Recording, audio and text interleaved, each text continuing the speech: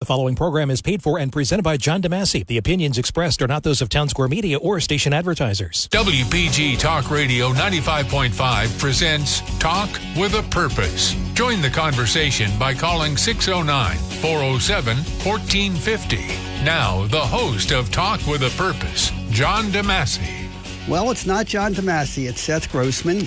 John is taking care of business elsewhere, and I'll be joining you, or be sitting in his chair, or more accurately, standing up where he stands until 11 o'clock this morning, when I believe Joe Yocavitch is coming in as scheduled. So everything is normal. The phone lines are open, 609-407-1450. And I'd like to just say that, yes, libertyandprosperity.com, they'll be meeting without me. In fact, they'll probably be able to get a word in edgewise. We'll have our Vice President, Brian Fitzherbert, will be sitting in, but we also have great personalities. We have David Minio, we have Rosemarie Martella, David Goloff. We have a whole lot of folks make the conversation very interesting. And of course, that conversation starts Saturday from 9:30 to 10:30 at Sal's Cafe, Groveland Avenue and New Road in Summers Point. And I'll talk about a few other things. If you want to know all of our talking points, or the ones I talk about, they're all posted at libertyandprosperity.com. And there's a lot of new and interesting stuff which I believe will make you better informed than half the people, the so-called experts in our government and even in our military and even in the Israeli government, especially the history that we've done on the roots of what's going on in Israel and Gaza. That it didn't start with 2005, didn't start with October 7th, didn't start in 1948. It started 300 years ago with I guess a preacher in Arabia named Muhammad Wahab, who was shaping Islamic culture at the same time that Benjamin Franklin was flying his kites in Philadelphia. And we'll talk about that during the course of the program. And but before we get started, I just want to mention a couple of news items, and that is dealing with the biased news that is shaping public opinion and is shaping the presidential election. I don't know if you listened to the top of the news just now, just on Fox News. They talked about there were 3 candidates in Iowa at a Thanksgiving family convention or gathering of some sort.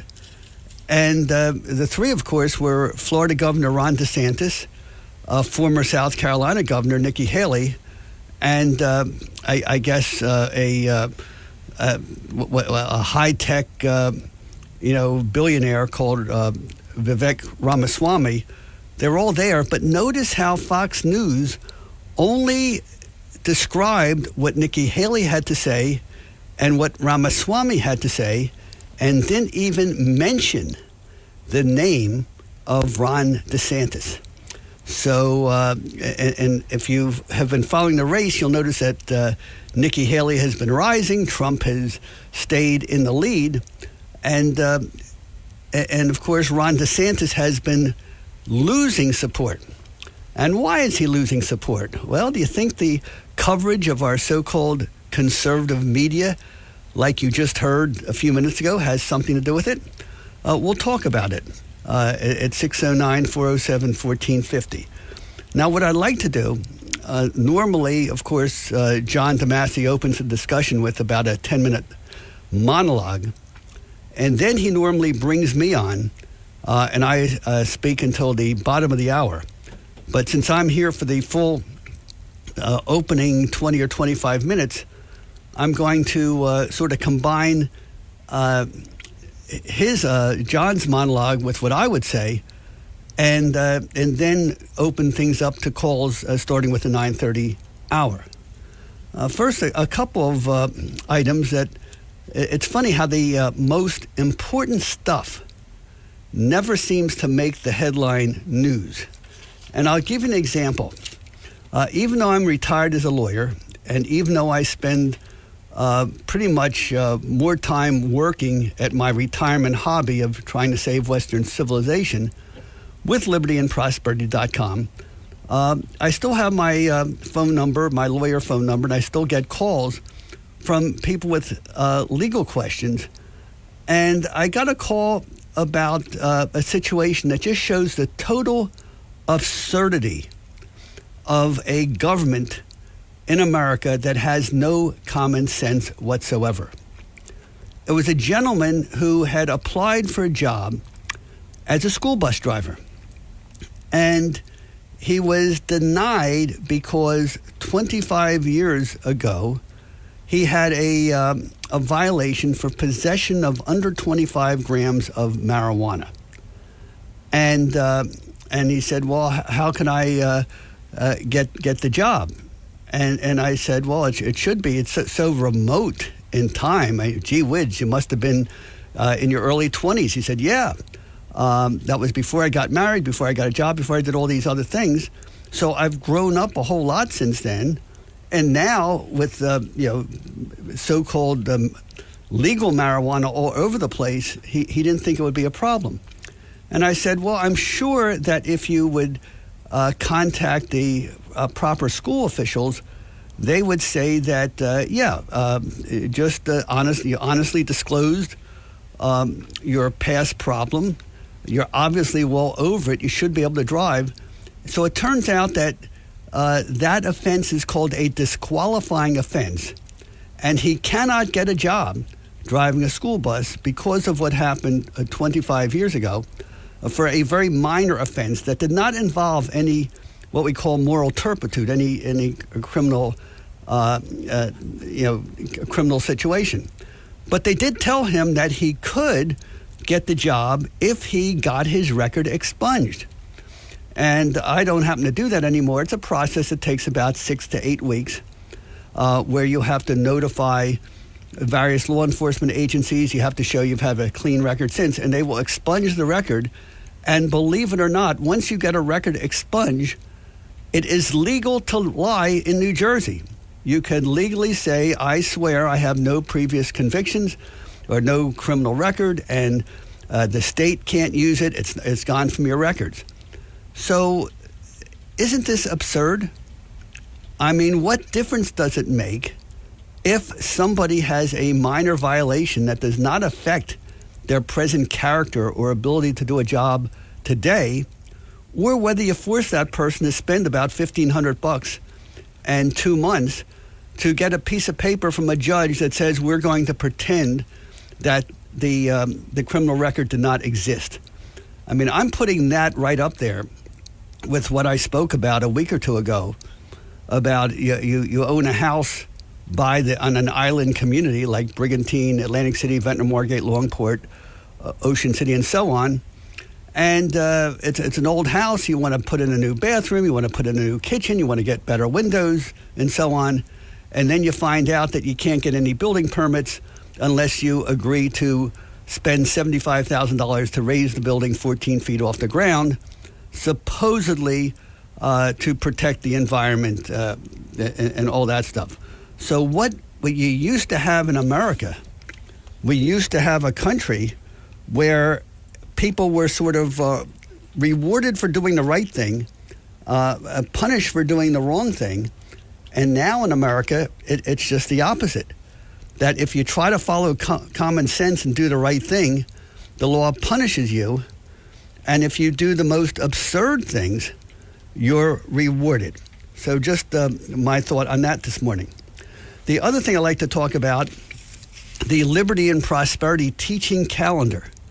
As I pointed out, after months of research and with the help of a historical commission grant from the state and from the Atlantic County, Liberty and Prosperity put together a calendar which is a remarkable document, and I never realized how good it was. You know, sometimes you start a project and you want to do something, and it turns out much better beyond your wildest dreams.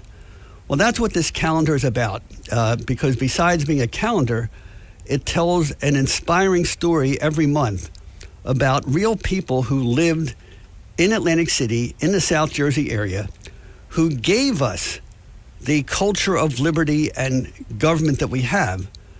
And we also have others who took advantage of that and saw those opportunities and achieved spectacular success.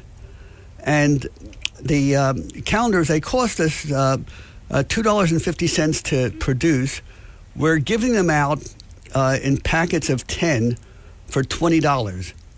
But we're waiving that fee in a lot of situations because this is not really a fundraiser for libertyandprosperity.com. It's an educational project. So if you can put these calendars in the hands of people who would actually read them, especially young people, we would waive the fee and give those to you. So I keep quoting my old mess sergeant from basic training. We invite you to take what you want, but eat what you take with these calendars. And here's what's remarkable about these calendars. There was a letter to the editor of the Press of Atlantic City last Thursday. And for those of you who get the press, of course, we get it mailed to us and we get it online. But you had a letter from a woman or a girl, I don't know, called Ann Pompelio of Brigantine. And she wrote this letter, saying, I forget her exact term about how, let's see, it says, the headline was, maybe non-white skin is less valued than white. That was the theme of her letter published in last Thursday's press. And basically the letter opened with Ann Pompelio of Brigantine saying, my Irish ancestors faced discrimination. My Italian ancestors were not considered white. It only took about one generation for their progeny to be considered true Americans entitled to all America has to offer, because European immigrants of varied ethnicities intermarried, produced white children who had the right to call themselves American. So what she said, in a way, was true. That was the miracle of America. That when my grandparents came to this country, my grandfather could not get a job in his engineering profession because he was a Jew. Others were discriminated. But he had faith in America, knowing that if you worked hard, you applied your talent, you saved, you planned, you worked with others, you could achieve the American dream. Now we take that for granted. And now we're all called, we're nothing but white people. But I have a clear memory of how this was not the case in the old country. Back in the Europe, if you were Irish, you were of the Irish race forever. You never had a chance to get accepted in England. If you were Jewish, you never had a chance to get accepted. I know Italian immigrants. If your father didn't own land or didn't have connections with the local nobility, you could never succeed, no matter how good you were. And that was the brilliance of America. And I saw this when I was a student in the 1970s. I used to hang around the Irish pub on St. James Place in Atlantic City at the time of the Troubles. At that time, you had Catholic Irishmen and Protestant Irishmen who were killing each other. And I remember sitting around a bar where you had maybe a couple dozen of Irish students. And I said, how can you possibly have a fight over religion like that? How do you even know who's Catholic and who's Protestant? And what really stunned me there at the Irish pub, you have 20, 30 students sitting around a bar, and an Irish friend of mine said, that one's a cat. That one's Catholic. This one's a prod. This one's a cat. They knew. And I had no idea how they knew, but when you hate and you have bigotry, it doesn't matter what color your skin is. So the fact that we in America overcame that so quickly is something to be proud of America for. But then the letter goes on, and she says, so she said, all these European immigrants, and just a couple of years later, their children and grandchildren, they're considered white and they're accepted as Americans. But then she falsely says this Ann Pompilio of Brigantine. The same cannot be said of black, brown, or biracial people. Hard work, advancement, and education do not guarantee Americanism. Why? Maybe because non-white skin is still less valued than white in the land of free with liberty and justice for all? Now that statement is an absolute lie. And it's a product of what our public schools, what our colleges, what our media, and what our Hollywood entertainment is producing. The fact that I'd say 2/3 of young people believe that garbage. And that goes back to why our calendar is so important. Because in that calendar, if we go to the February panel, we have stories like John McKee, who created McKee City in Egg Harbor Township, right by English Creek Road. Very few people know that he was black, grew up as a slave, won his freedom, worked as at restaurants as a waiter in Philadelphia, and became a multi-millionaire by developing real estate. And one of his successful developments was McKee City in Egg Harbor Township. And he was certainly praised as an American, respected as an American. We also tell the story of George Henry White, again, slave in North Carolina. After the Civil War, he became a lawyer, a successful congressman, developed a bank to help other blacks succeed. And when the South went crazy during what was called the Reconstruction, there's a whole story that we tell in the calendar. He came up with millions of blacks coming up north for what was called the Great Migration and built very successful lives in New Jersey. And of course, George Henry Wright founded the development of Whitesboro in Middle Township in Cape May County. And then we have the story of Sarah Spencer Washington, black woman opened up a hair salon on Baltic Avenue in Atlantic City, found out that the hair products and beauty products were not suitable for African American hair or skin. So she goes and takes courses at Columbia University in chemistry, develops a wide range of products, and becomes a multi-millionaire right here in Atlantic City. Now we tell her story. And there was a time when Black History Month was Black History Week, and before that it was Negro History Week. And basically the whole purpose of Negro History Week was to give examples, just like we have in the calendar, of Americans who were who worked, who succeeded, and who were recognized as good Americans way back to the time of George Washington. So that premise of Ann Pompilio is just so wrong, but there's such a great way to overcome that, that kind of attitude or negative attitude towards America than by getting our liberty and prosperity calendar. And of course, to find out how to do it, log into libertyandprosperity.com. Call the old Seth Grossman Summers Point Law Office, which is now the Liberty and Prosperity headquarters, 609-927-7333. That's the office number. Or show up at a Saturday morning breakfast between 9:30 and 10:30 at Sal's Cafe in Summers Point. And they always have plenty of calendars to hand out. And if you can find someone who'll read them, you'll really do the people you know, especially young people in your family, a great service.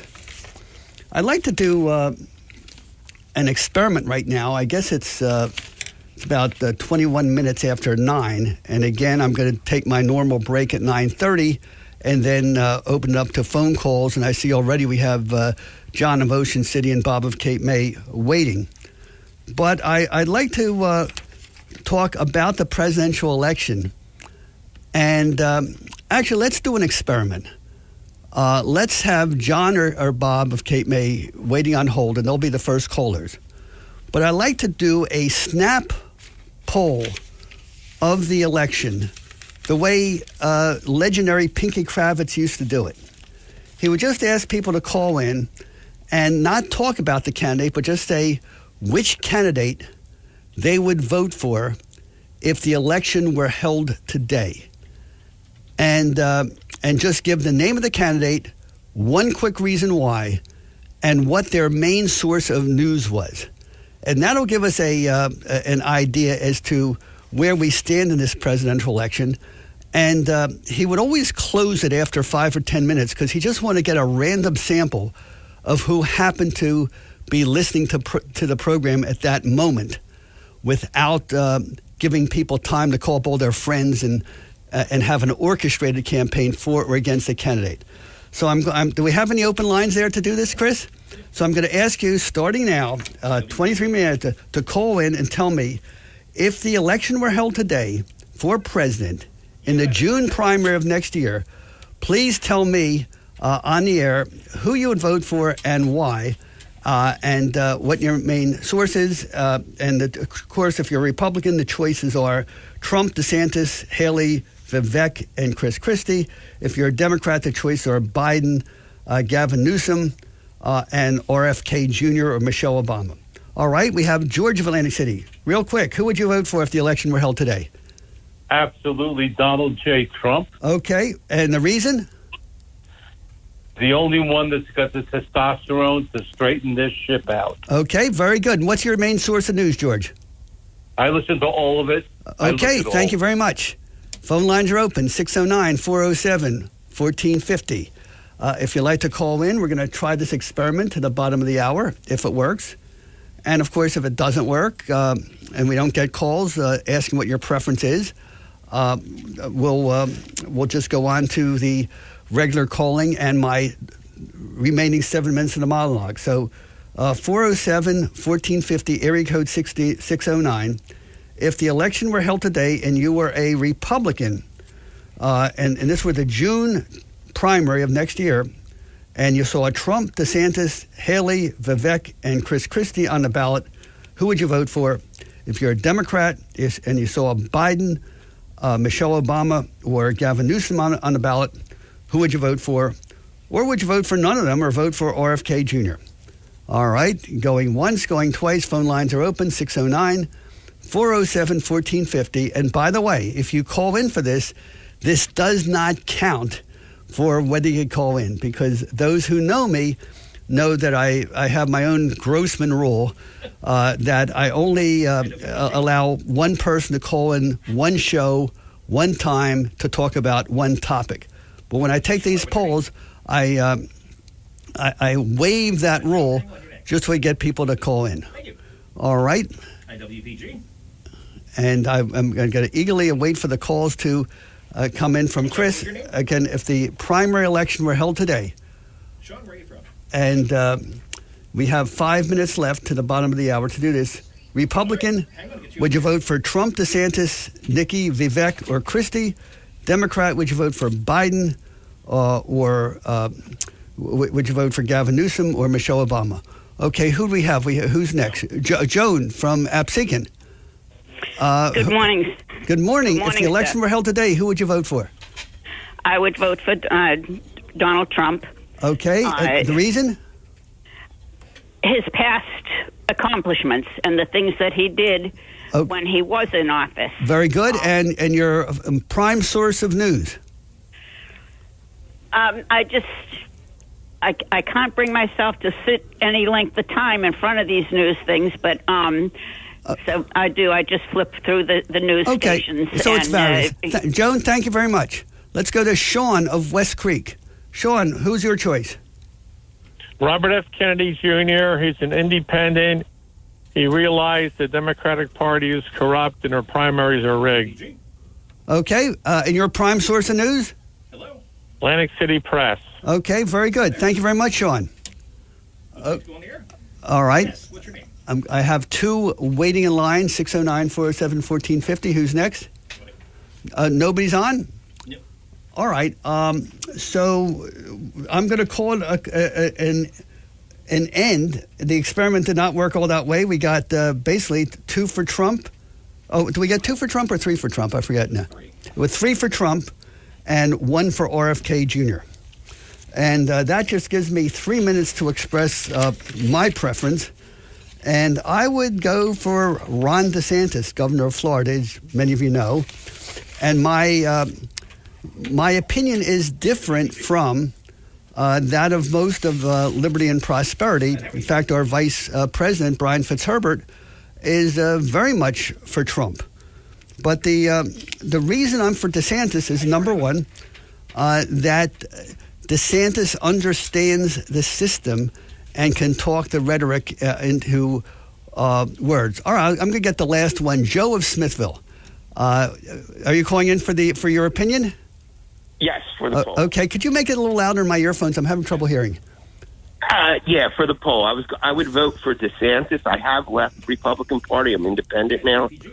But I would be able to go in and I would pick DeSantis because I think he's reasonable. Okay. I think Trump is a loose cannon.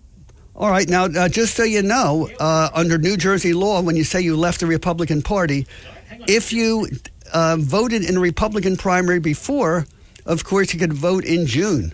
But if you filled out a change of party affiliation card, you would not be able to vote in Republican primary unless you filled out a form 6 weeks ahead of time. All right. Thank you. And by the way, what's your prime source of news, Joe?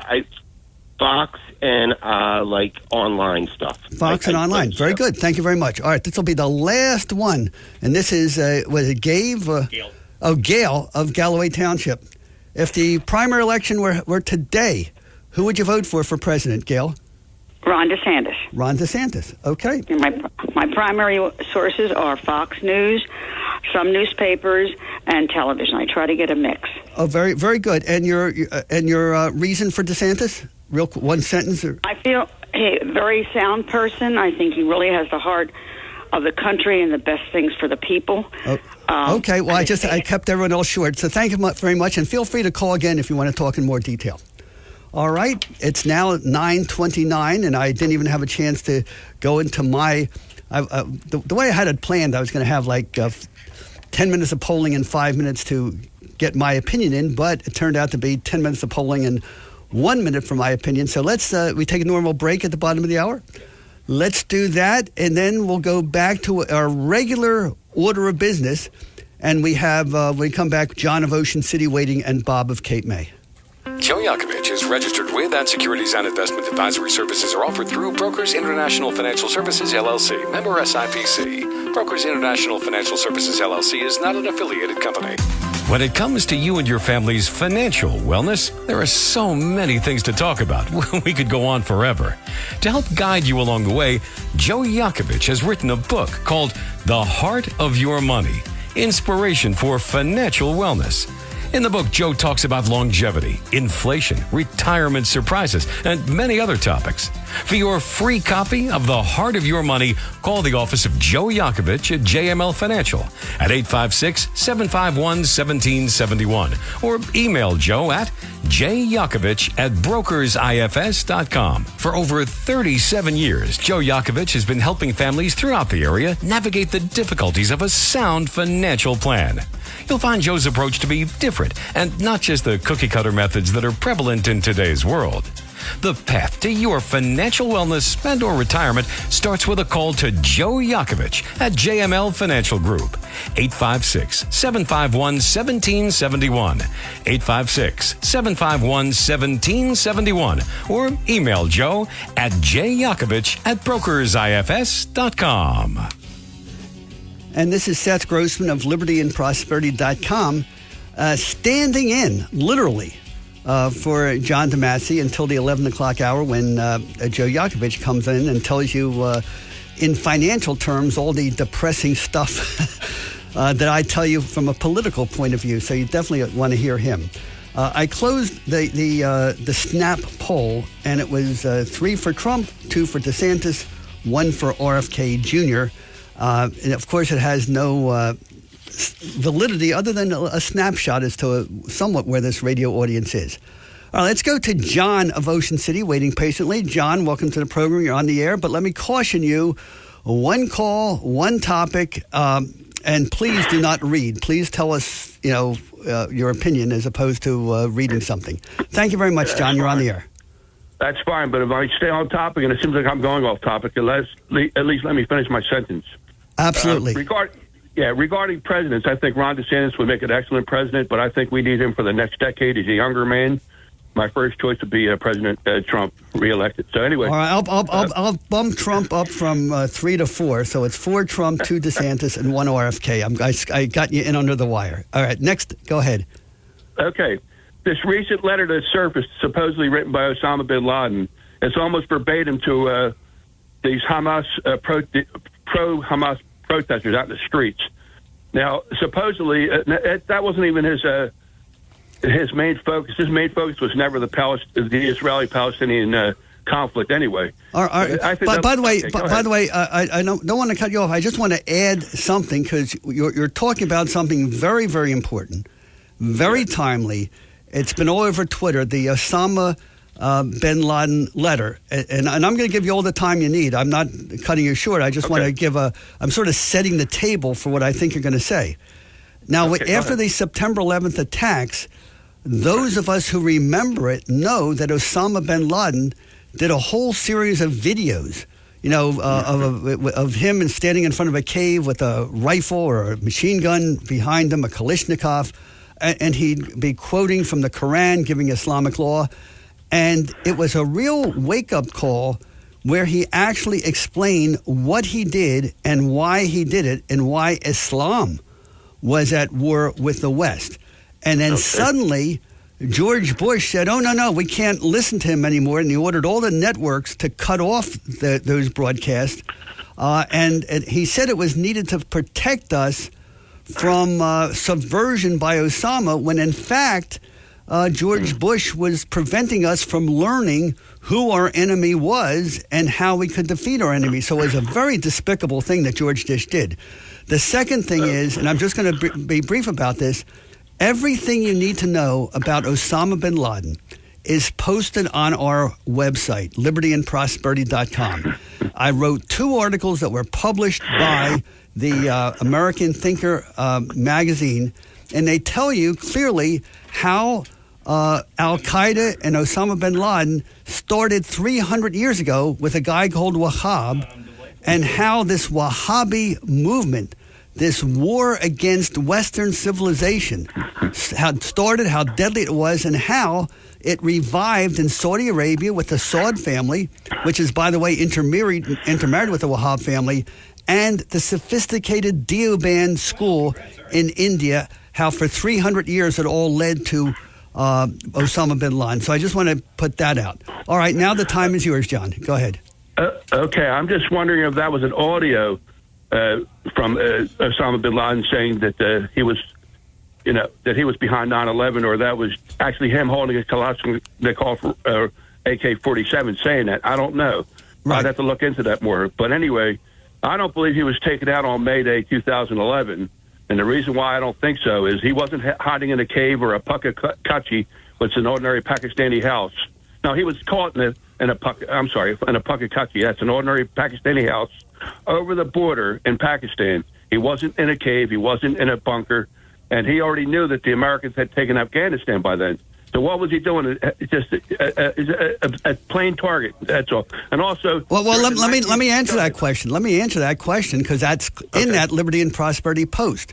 Because for 20 years we were at war with the Taliban, and Taliban is an Urdu word, and Urdu is like a variant of Persian or Iranian. It means students. And who were the students? Well, they were students of this school in India, a Wahhabi school called the Deoband College in India, who have been working with the Saudis for 300 years.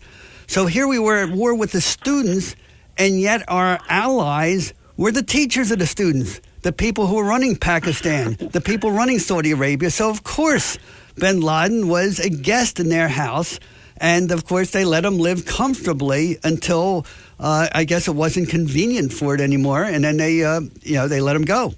But there was no mystery at all if you understand who we're dealing with. All right, John, continue. Yes, I have no doubt that radical Islamism is a threat to the world. Absolutely, I have no I have no argument at all.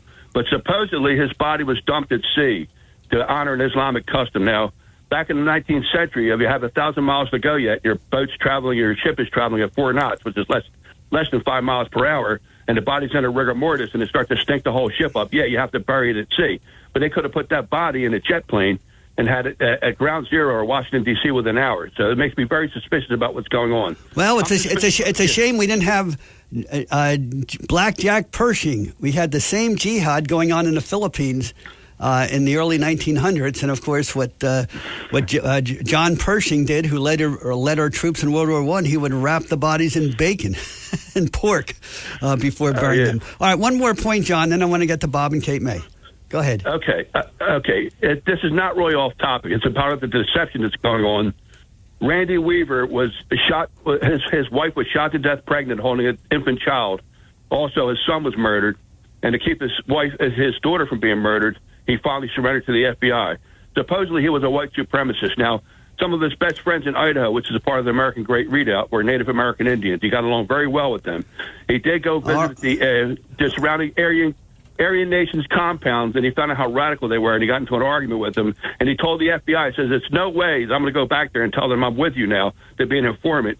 Now that I have a wife and kids to protect."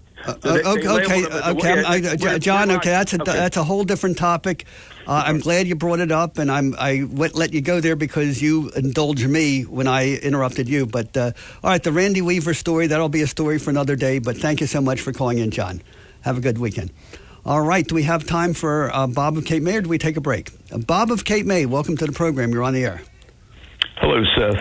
Look, so my vote's with DeSantis. I hope you can include me in your impromptu well, if I could do it for John of OC, I could do it for you. Yeah. That brings us to 4 Trump, 3 DeSantis, and 1 RFK Jr. So, but now we're getting close, Seth. Look, look, DeSantis. Oh, well, by the way, if you include Seth Grossman, it would be 4-4, but that would not be fair, though. Okay. It's going to go to the House of Representatives now. So anyway, Seth, look, Ron DeSantis has been the most effective governor in my lifetime in terms of using the levers of government to make conservative principles a reality.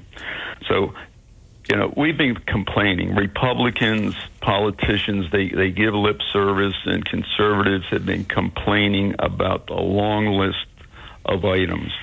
Critical race theory, Soros that do not enforce the law. I can just go on. You mean Soros appointed prosecutors and sheriffs, right?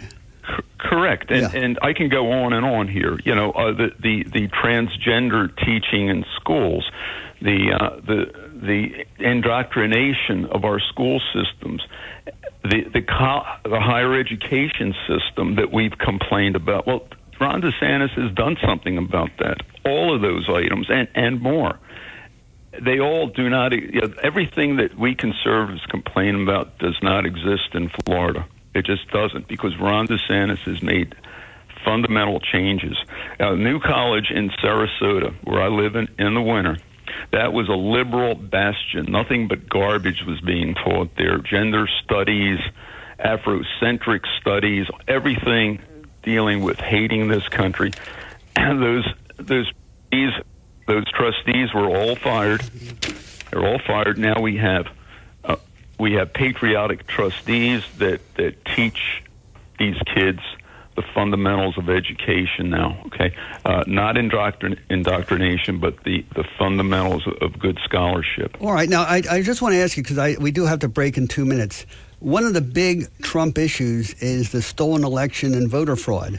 How is it that Ron DeSantis, who was also barely elected by a very narrow margin in 2018, just as Trump was narrowly elected in 2016, 4 years later, Trump faces another narrow election, 2020. But DeSantis wins by a landslide in 2022. How did he overcome all the so-called voter fraud or manipulation? Because he faced this. He was just as much hated by the Democrats as Trump was for doing all the things he did. So there are a couple answers to that question, Seth. And the point is here that the performance in office is why Ron DeSantis got elected by a landslide. That's the big answer. It's not what he said, it's what he did, and that's what we should be focusing on. And the other point here is there were issues for decades with election integrity in Palm Beach County and Broward County. What did Ron DeSantis do? Well, he got rid of those hacks. Okay, he cleaned that up. So Florida's election results in 2020 and 22, they came in quickly. The votes were counted. It was a fair election process that we can all trust. So again, this is the effectiveness of Ron DeSantis. Okay. Okay, I think we have the other point. Okay, one point, then we'll break. Go ahead. Quick point about election integrity too. In the spring of 2020, President Trump was warned by the Attorney General of Texas, Paxton, and by Bill Barr in May of 2020 that the Democrats were going to use the mail-in ballots because of COVID to cause all sorts of havoc with the election process, and that the Republican Party and the Trump campaign needed to challenge that when they could do something about it. Not after the election was held. It was too late, and Trump did not listen.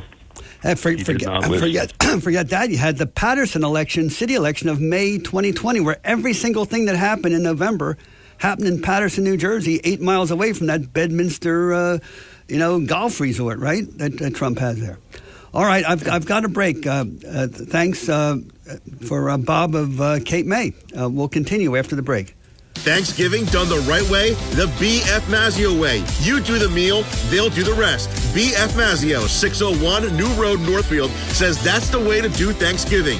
B.F. Mazzio has plenty of holiday sides, including mashed sweet potatoes, stuffing, cranberry sauce, vegetable lasagna, stuffed mushrooms, eggplant parmesan, eggplant rollatini, and so much more. Check them out online at bfmazzio.com for a complete selection. Happy Thanksgiving from everyone at BF Mazzio. If you're interested in driving one of the finest automobiles on the market today, then you'll want to check out all of the fabulous new and pre-owned Lexus at Lexus of Atlantic City. Lexus of Atlantic City, 3169 Fire Road in EHT. Driving a Lexus is like no other vehicle on the market. Test drive one for yourself at Lexus of Atlantic City. Whether it's new or pre-owned, you'll be more than satisfied. In fact, Lexus is consistently #1 when it comes to customer satisfaction. Visit Lexus of Atlantic City, 3169 Fire Road in EHT. Or you can check out their outstanding selection of new, pre-owned, and L-certified pre-owned vehicles on their website, LexusOfAtlanticCity.com. That's LexusOfAtlanticCity.com. Or, if you want more information, call 609-641-0008. Lexus of Atlantic City, now celebrating their 26th year in the area. A dealership that you'll enjoy. No pressure, no gimmicks, no hassle, no hype. Lexus of Atlantic City, 3169 Fire Road in EHT. And remember, always online at LexusOfAtlanticCity.com. Your WPG Atlantic City Electric AccuWeather forecast for South Jersey. Breezy shower in the area this morning. Partly sunny this afternoon. The gusty wind could give us a high fire threat. High today 61. Cleared tonight, low 29. Sunny day tomorrow, the high 57. Sun and clouds on Monday, the high Monday 49. Cloudy with periods of afternoon rain Tuesday, the high Tuesday at 54. I'm AccuWeather Steve Williams on WPG Talk Radio 95.5. And this is Seth Grossman of LibertyAndProsperity.com sitting in for John DeMasi. The Liberty and Prosperity meeting is functioning very well without me, going on every Saturday, 9:30 to 10:30, with Brian Fitzherbert, our vice president, and a staunch Trump supporter, by the way, leading the discussion. So I know a lot of our members actually maybe prefer it this way. All right, we have Joe of Smithville on the line. Joe, I think you want to talk about expungement? I do. If I could say one other thing, I used to come over to the Liberty and Prosperity meetings a lot. Yes, you did. I'll preserve your anonymity, though. I'll just leave it at Joe. It's Joe of Smithville. Yes, you would, and you always contribute a lot. And actually, I think you brought one of your offspring that brought the average age of our group down by 30 years. So we appreciated that. That's why I wanted to bring it up. She is at the United States Coast Guard Academy now. She's in her third class year. And she went to prep school. So when she went to prep school, she was at a school where all the cadets from the Air Force, Marine Academy, from the Naval Academy, they were all there. And she's like, Dad, do the people at Liberty and Prosperity know what I'm doing? And I'm like, yeah. I'm on Facebook with a few of them. But just wanted to mention that. It's been an incredible ride. The people I've met and the people she's met, it's just unbelievable. And she's an elected position. She is secretary of her class. She was elected that last year. Oh, that's outstanding. We'll take credit. We'll say she learned about parliamentary procedure sitting in at a Liberty and Prosperity business meeting, maybe. Yes. But I was calling in about the expungement. Yes. And I've been very open. I got arrested in 1992, possession of with intent to deliver 7 grams. I just got a pardon, and I was not able to get an expungement, like you said, in 4 months. Yeah. I just got a pardon from the governor of Pennsylvania on September 28th. He signed it. It was a 4.5-year process. It cost me $4,500. And that expunged. Now that I got the pardon, and the reason I couldn't get an expungement is I pled no contest. Well, I don't want to go into the weeds of your personal thing, okay. but let me talk about the whole philosophy of expungement. Because growing up in America, the truth was the truth. And if you had trouble when you were young, people would know about it, and people would know that some people with character overcame the stupidity of their youth and became far better citizens than people who didn't do anything in their youth and didn't learn anything and actually became terrible when they grew up. So it was up to each individual to judge each person based on their character, but you can't judge somebody unless you know the truth. And what we've done with expungement is we say, you may have done this in your youth, but if you pay a lot of money, we're going to pretend it didn't happen. So it's now a virtue to lie and say that something did not happen when it did happen, but it's okay because the government gives you a certificate allowing you to lie. And I find that's ridiculous, besides the waste of money and besides the fact that people are so immature and ignorant in this country that they can't accept the fact that people grow, they learn, they change, they repent, they get redemption, they overcome things in their youth. And that's what bothers me, where we trust the government, that if the government says you did something 30 years ago, you have to be punished today, but if the government says what you did 30 years ago doesn't matter anymore, it's okay. I mean, does that make sense, what I'm saying? 100%, but the reason you need it, you can't get a job. You can't work. Right, and again, why is it you can't get a job? Because the government has all these stupid rules that say you can't get a job unless you have a diploma from a college, even if someone could learn like that Ray Bradbury learned everything you could learn in college by going to the public library. Instead of evaluating people by their merit, their talent, and their achievement, we measure people by a piece of paper that the government either gives you or does not give you. And that's making us un-American, in my opinion. No, actually, I totally agree with you, but I had to do it because I know a lot of things have changed in the last few years. And I've actually, when I got arrested, I was in Temple for accounting. Well, I left that career and just figured I'll never do that. No, I don't want to go into weeds. Too much personal information there. But, okay. But I'm going back. But I got new opportunities because of what happened. And you're right. It's total BS. The only reason I got it is I gave $4,500. It was a 4.5-year process.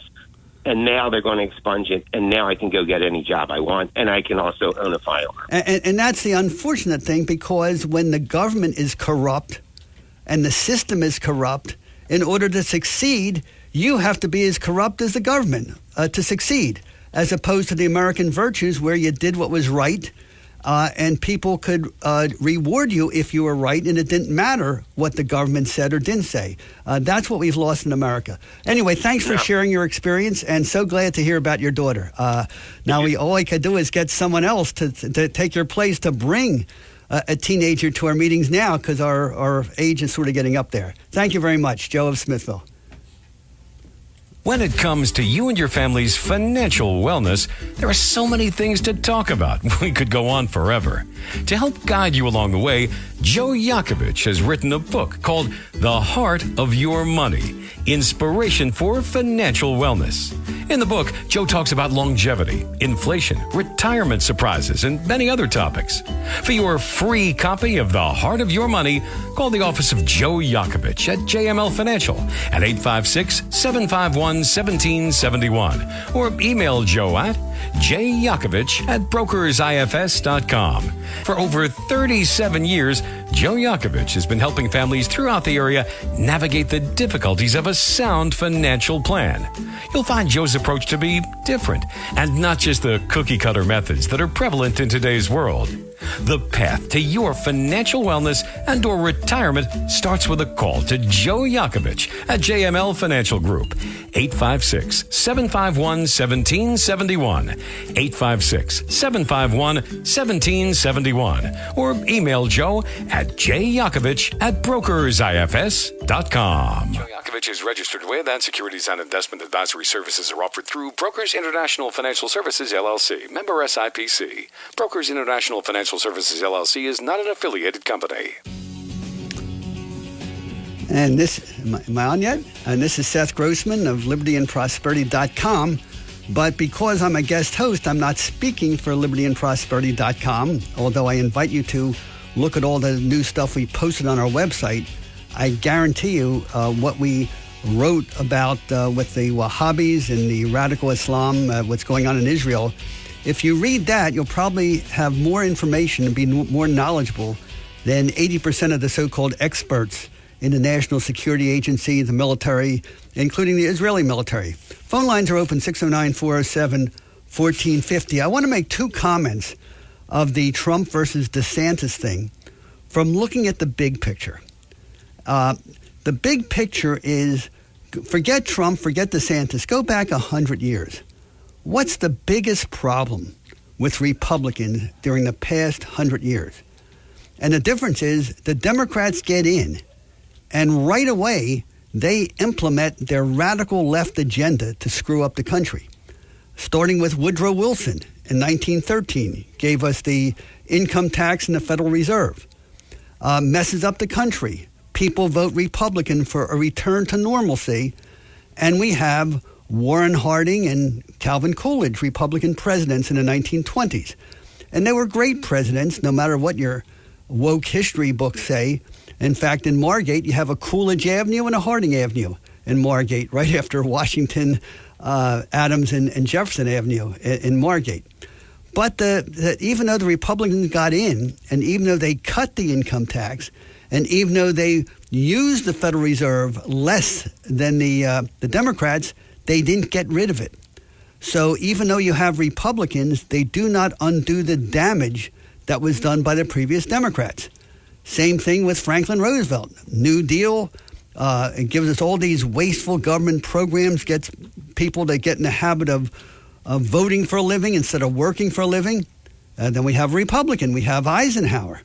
But he does not roll back what Roosevelt did. And then you have Lyndon Johnson.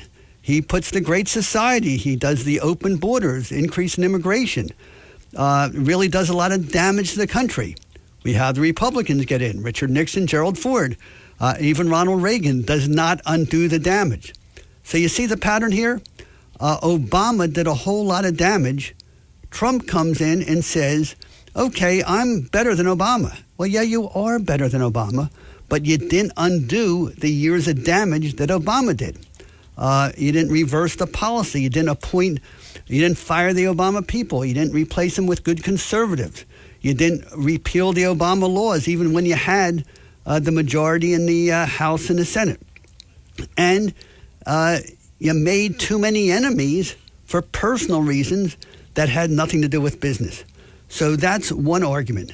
The second thing with Trump is he just has a different vision of what government is all about. Trump wants to be liked. He wants to be popular. He wants to be the star of the show. And yeah, you could be the star of the show and you could do all these great things all by yourself. But when you're gone, all your good stuff is gone with you. As opposed to DeSantis understands you have to build up a team. You have to get people to do the job the way you would do, but they'll get the credit. you don't have to get all the credit all the time. You're building up younger team members. And what you see a pattern with Trump is who are the best Republican governors in America? Well, Ron DeSantis of Florida, Kemp of Georgia, Youngkin in Virginia, and yet the Trump people are trashing them and tearing them down.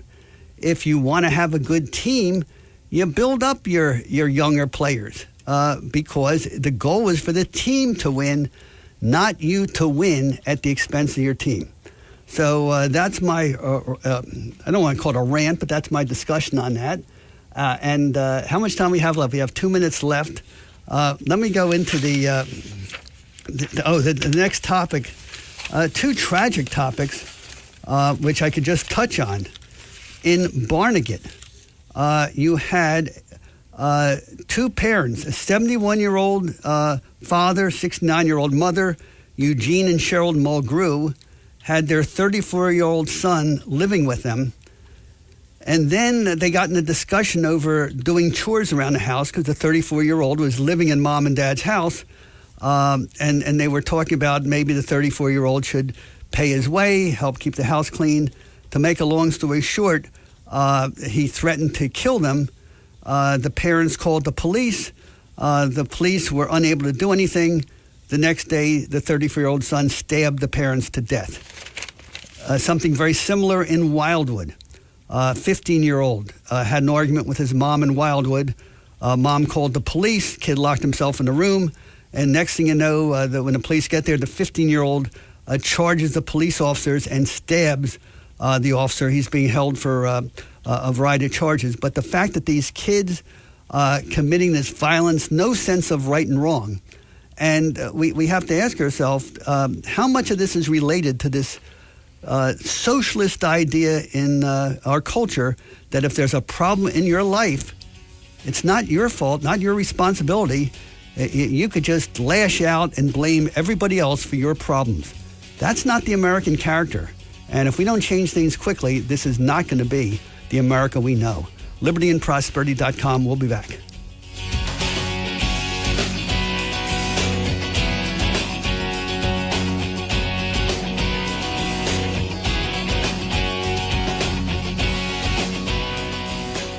.5 FM and 1450 AM WPGG Atlantic City, WENJ HD3 Millville, a Town Square media station. WPG Talk Radio 95.5 presents Talk with a Purpose. Join the conversation by calling 609-407-1450. Now, the host of Talk with a Purpose, John DeMasi. Well, John DeMasi away this morning. I'll be here till 11 o'clock, and then Joe Yocavitch will talk about how to somehow remain solvent as the entire civilization collapses around us, and very, very useful information. If you want to know more about what I'd like to talk about, what I never seem to get to, it's all posted at libertyandprosperity.com. And I hope you'll share these messages by hitting the Facebook icon if you do Facebook.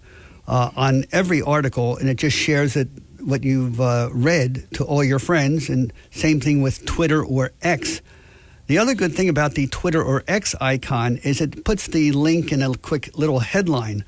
So even if you don't use Twitter, you could copy and paste that link and stick it in an email of your own or as a comment somewhere. I just got a memory got triggered when Bob of Cape May called and talked about Ron DeSantis, governor of Florida, who's a candidate for president in the Republican primary. Although you never know it if you listen to Fox or Newsmax. It seems they do whatever they can, the conservative media, to just pretend he's not there or not to deal with the issues he is strongest on, such as turning rhetoric into action and systematically making change happen instead of complaining and whining about what's not happening. And the conversation with Bob of Cape May reminded me that last March 11th, Bob of Cape May invited me, and I believe it was Andy of Brigantine, to go to Naples, Florida, as Bob's guest. Now, he didn't pay for the plane fare. He just got us into this event at the James Madison Institute to hear Tucker Carlson, not realizing that within 2 or 3 weeks, Tucker Carlson would be dismissed from his program with Fox News. But anyway, there was a lot of interest at that event as to whether Trump or DeSantis would be a better president. And in his talk, Tucker Carlson gave a very nuanced approach. But I thought he was leaning to DeSantis because when they said, well, who should be the best leader for America? And Tucker Carlson at that time said something like, well, if you want to have somebody to drive your car, you want to make sure they know how to operate the car. You want to make sure they know where the brakes are, how to shift gears, when you have to get an oil change, when you need gas. In other words, you need to know the mechanics of running a car. And that seemed to me to be an indication that although he liked what Trump said, he thought that Ron DeSantis had a better handle of identifying the problems, of doing the planning, hiring the people, doing the nuts and bolts work you need to make it happen. And that's why I was shocked when 2 weeks later, when Tucker Carlson interviewed Donald Trump, that he didn't ask any of those questions in that entire interview. It was Donald Trump saying, well, I'm going to do this, and I did this, and when I talked to the people in the Taliban, they respected me because they called me Your Excellency, and Tucker Carlson did not ask a single question of Trump as to, you were going to build the wall. Well, why didn't you build the wall? Or what came up? Or you said you'd enforce immigration laws, but you deported fewer people than Obama. Tucker Carlson never asked that question. And the whole thing with the COVID about trusting Fauci, about the riots, all these questions. And I know Trump supporters say, Trump couldn't do this because he had opposition here and he had this and he had that. But if you're going to have a presidential election and the president, the leading candidate, is not going to debate anybody, isn't it the job of the conservative media to ask these kind of questions, to let Trump explain why I wanted to do this, but it didn't happen? Well, why didn't it, and what would you do different next time? Has Trump ever said, well, I would have done it that way, but I really misjudged the situation. If I had it to do over, I would have done this. You really don't hear that. But I don't blame Trump. I blame Tucker Carlson. I blame the Fox News lineup that just gives this narrative of, Trump said this and Trump said that. But there's a big difference to those of us who have been in government between saying what you're going to do and getting it done, because to get it done, there are three things involved. You have to hire people who want to get it done as much as you do. If you hire people who are there for different reasons, you're going to say, let's do it this way, but it's not going to happen. And then you also have to have people who really want to do it done, that if someone who you hire is not doing what you expect, you have to fire them and replace them. And then the third thing is, if you want to do something that's important, you have to be willing to be unpopular for a while. We now look back at Ronald Reagan, who took probably the worst economy ever with Jimmy Carter, and he turned it around within 3 or 4 years. But during those first 1 or 2 years of Ronald Reagan being president, it was hard. You had 15, 16, 18% interest rates. People couldn't get houses. People were suffering. And people urged President Reagan to stop doing this. You look at all the suffering you're causing. And I remember 2 years into Reagan's term, the motto was stay the course. And Reagan would tell the people, Yes, I know it's painful. Yes, I know it's a hardship. But it took us 4 years of Jimmy Carter to create the mess. We can't make it disappear overnight. And guess what? By the third year, things turned around. And I remember in 1983, you could just see by looking around all your friends and relatives who had been driving these beat-up cars for the last 5-6 years suddenly had new cars, and people buying new houses, and people were dressing better, and people going to restaurants. But you had to go through difficult times to do that. You can't be popular all the time. But again, I don't blame Trump. I blame this conservative media, which is why I personally use that program one of our members at Liberty and Prosperity developed called My Take Live. That gets, I think, 270 news sources, and it has it listed by the far left, far right, and mainstream. And what will really surprise you is many, many important stories of interest to conservatives will not be in the conservative media, but will be in the radical left media. Something to think of. Phone lines are open, 609-407-1450. No takers, so let me go on to the next topic. Elon Musk is in trouble again. He's being roundly criticized and attacked for being an anti-Semite. And what is it that Elon Musk said? Well, he said the same thing that Seth Grossman has been saying here for the past 6 months, that one of the biggest causes of anti-Semitism is the ADL, the Anti-Defamation League, and the so-called Jewish leadership, the Jewish establishment. And how has the ADL and how has the Jewish political establishment caused anti-Semitism, even though they complain about anti-Semitism more than anyone else? And there are three components. Number one, the Jewish political establishment and the ADL have lined themselves completely with woke Democrats to promote a political agenda of open borders and immigrants from third world countries, including Islamic countries where children are taught to hate Jews, as small children. So we're bringing all these people who are born and raised to hate Jews. Why? Number two, the Jewish political establishment and the ADL have consistently promoted left-wing Obama agendas of social justice, the diversity, hiring people based on how many diversity boxes they check off. If you're are you a black, Hispanic, transgender, gay woman? Why, you're definitely going to get the job whether you're qualified or not. And thinking that somehow this would be good for the Jews.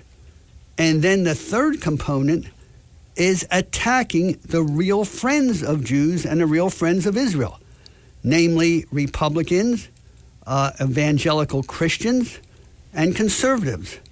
So guess what? If you attack your friends and you reward your enemies, you don't need a whole lot of brains to realize that you're going to end up with a whole lot more enemies and a whole lot fewer friends. And basically, that's what Elon Musk said.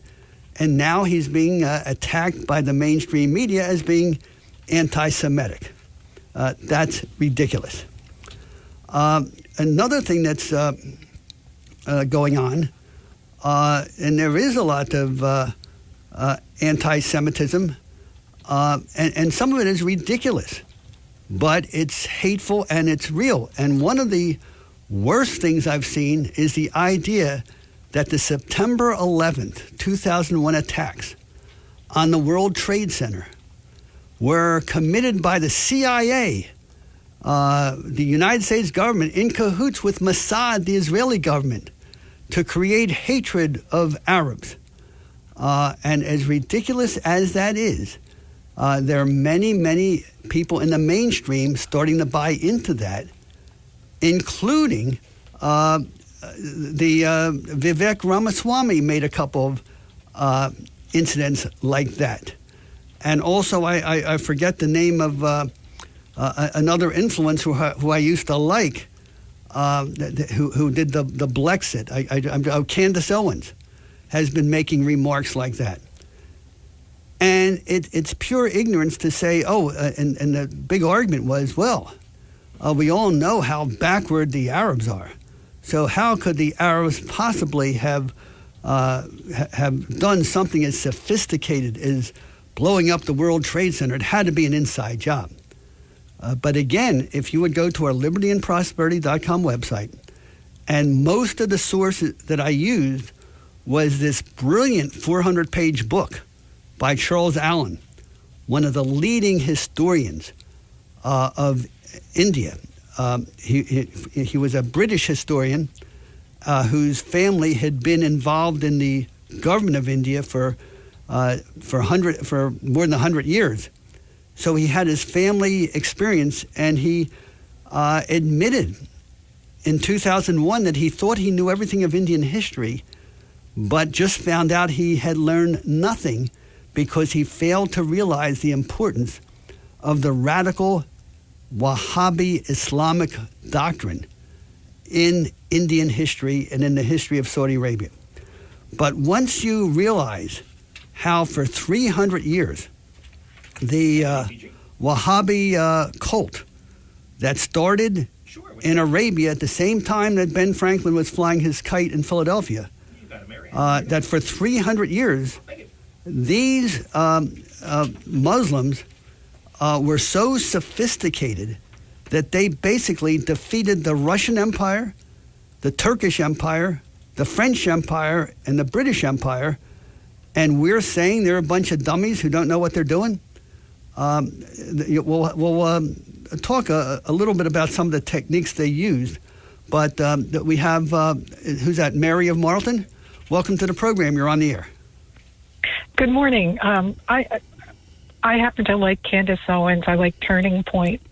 But I called because I have a question, Seth, and I hope and you I can did help too. me I don't with know this. what happened to her in the last 6 weeks, but Well, I think you have to listen to everything in its entirety, particularly what she said to Tucker Carlson. I'm not here to defend her. I do have a question, though. Well, before you go, I'll just take one point of information. She said that all the DeSantis supporters are never Trumpers who hated Trump from the beginning. Now, obviously, Candace Owens never talked to me because, as everybody knows, I ran for Congress as one of Trump's biggest boosters. And I lost many friends, and I have many relatives who won't talk to me to this day for enthusiastically supporting Trump in 2016 and 2018 and 2017 and 2020. But now I'm with DeSantis. So for when Candace Owens to say the DeSantis people are all people who never liked Trump at the beginning, that's one factual point where she was off on. But I'm going to be quiet and let you go ahead. Yeah, and she's entitled to her opinion, Yes. and I don't shut anybody down. As you remember, I didn't believe that the shot would do anything for anybody to help alleviate any symptoms or stop the spread. And people thought I was crazy. So she's entitled to her opinion. She's just a regular person who gained some notoriety now, and she's entitled to that. But my question is, she likes to question, and Charlie Kirk is questioning, and it's okay to question. It should be validated. And there was a young boy, and he was badly beaten. I don't know all the particulars, but he was badly beaten, and he was beaten to death. And it was by a group of black young teenagers, and it was horrible, absolutely horrible. And his father didn't go out and retaliate. His father didn't go out and beat those kids up who did this horrible thing. He didn't go after their families. He didn't have any racial slurs.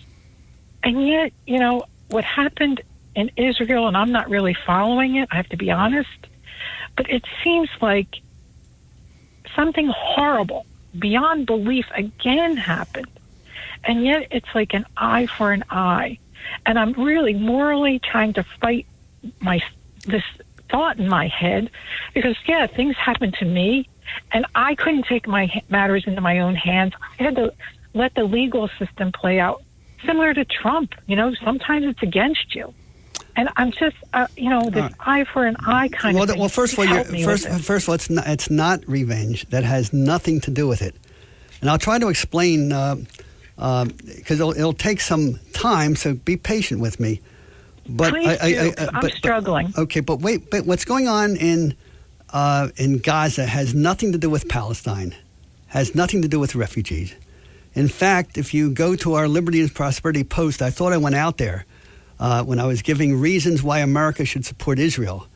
And I said, ironically, one of the biggest reasons is that today's soldiers of the Israeli army are like the Knights Templar of the Crusades, who are on the front line defending civilization against this Wahhabi barbaric invasion.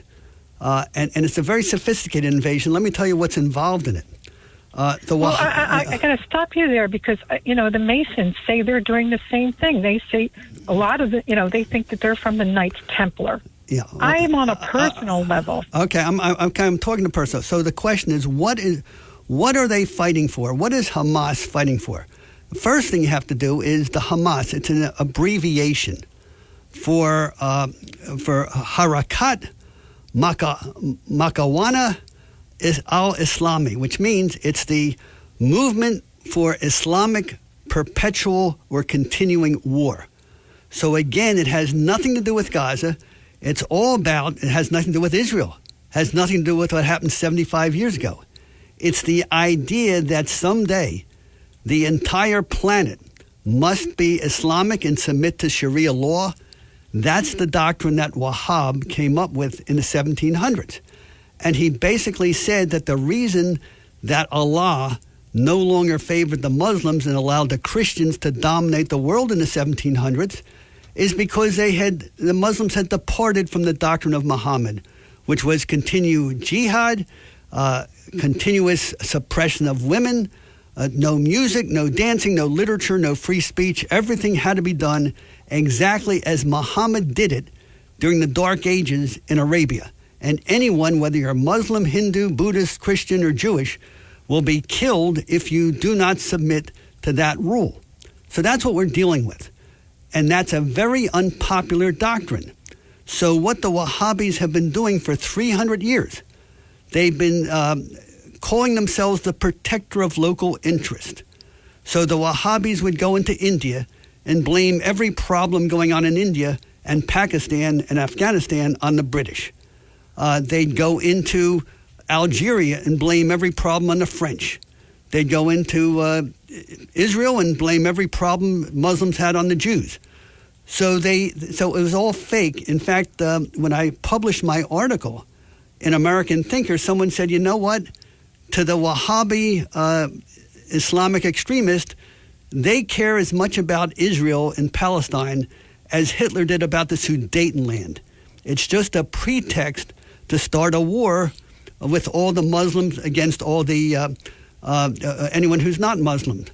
And one of the techniques that the Wahhabis have been doing for 300 years, they would deliberately commit these horrible atrocities. They murdered the British in India in 1857. They murdered the Shias in Karbala in, I believe it was 1896 or 1796. So they're always committing these horrible massacres. Why? Because they know if they commit a horrible massacre, the people will be enraged and fight back against them with the same barbarism, and then they could call themselves victims. Oh, look what the other people are doing to us. But to answer your final question... You're saying this is a holy war, and the United States is involved in this, yes. Even though we are turning into a secular society. You're calling on religious people who have faith other than being in Hamas. I'm really... I'm saying that they have declared a holy war against us.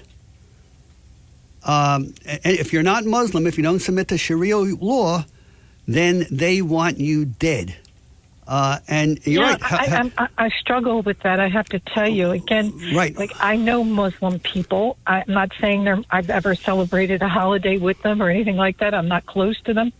but I don't think that. Well, it's not Muslim people. In other words, it's just like in World War II.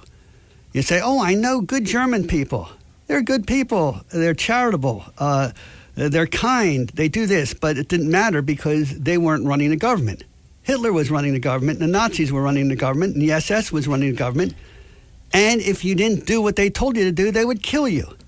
So yeah, the Wahhabis are at war with us. And have you been to our Liberty and Prosperity website? Because I really can't. Yes, I have. Okay. And how many people are there on the planet that are wasabi?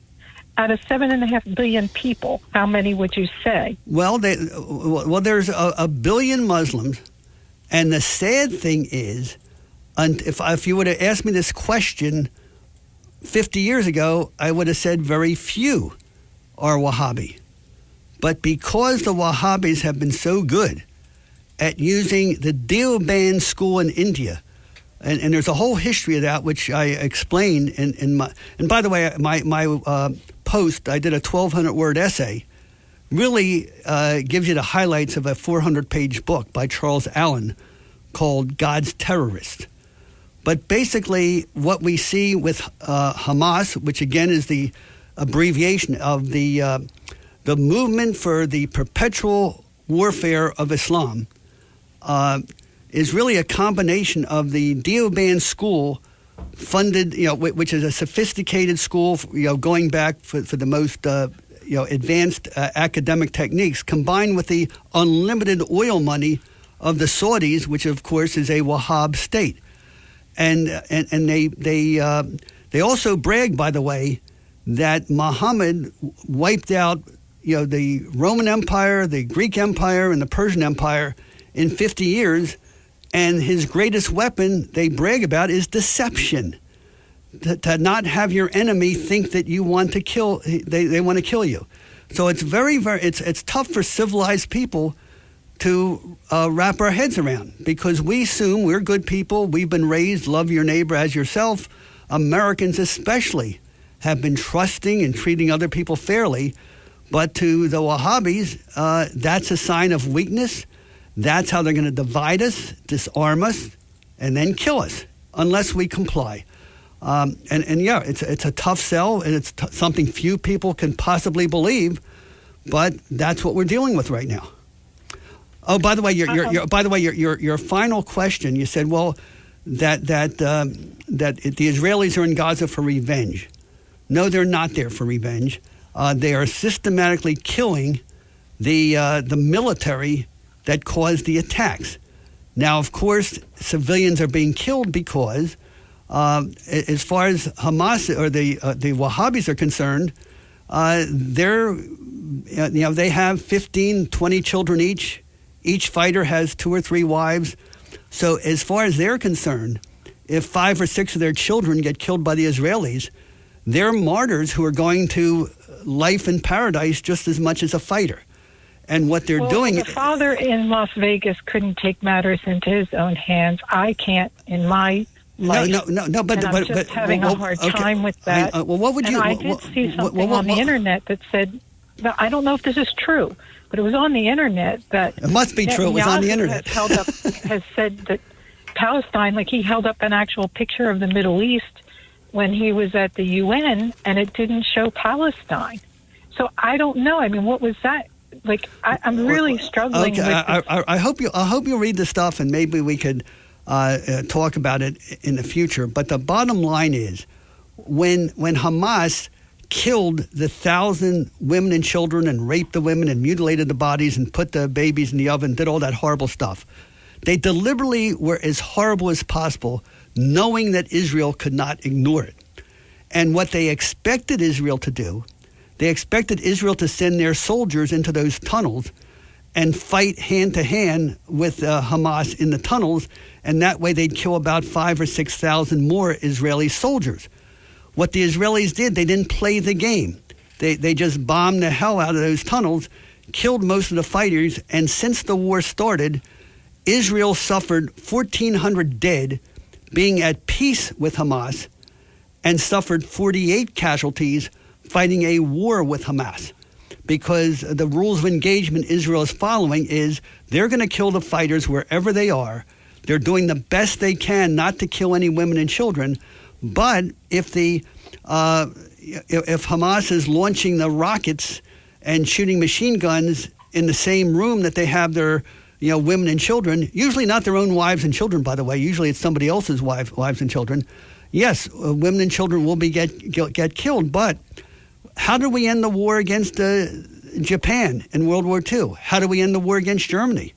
War is hell. William, Sherman's March to the Sea? The Civil War dragged on for 3 years until Sherman started burning the crops and starving the South to death. He brought the war to an end. Was it bad of him to do that? It was horrible, but if he didn't do it, the war would have gone on and on. Anyway, it's a complicated issue. This was issue. Really helpful. I have to thank you. It was very helpful because our self-preservation. That's our natural instinct, and that's where I go. Yeah. But I really morally, I have difficulty with this, and I appreciate your time. I appreciate what you post. Okay. And I do read it. Well, and I thank you for teaching. I'm glad you do. And sadly, the Wahhabis are winning the war of what they call the baby jihad, that they're having, each man is having about 15 to 20 children. Americans, our kids are finding themselves. They're not getting married. They're not having any children. They accuse Israel of genocide in Gaza, but yet when the Israelis pulled out of Gaza in 2005, there were 400,000 Arabs living there. Now there are 2 million Arabs. The population of Gaza increased by 500% in less than 20 years. Half the population is under the age of 18. They are convinced that they're going to take over the world. And they're going to take over England, France, Germany, Italy, and Spain, and America the same way they're taking over Israel. We got to wake up and be concerned about it. And I'm not looking at my clock, so we have to break. Thank you very much for that call. Thanksgiving done the right way, the B.F. Mazzio way. You do the meal, they'll do the rest. B.F. Mazzio, 601 New Road, Northfield, says that's the way to do Thanksgiving. B.F. Mazzio has plenty of holiday sides, including mashed sweet potatoes, stuffing, cranberry sauce, vegetable lasagna, stuffed mushrooms, eggplant parmesan, eggplant rollatini, and so much more. Check them out online at bfmazzio.com for a complete selection. Happy Thanksgiving from everyone at B.F. Mazzio.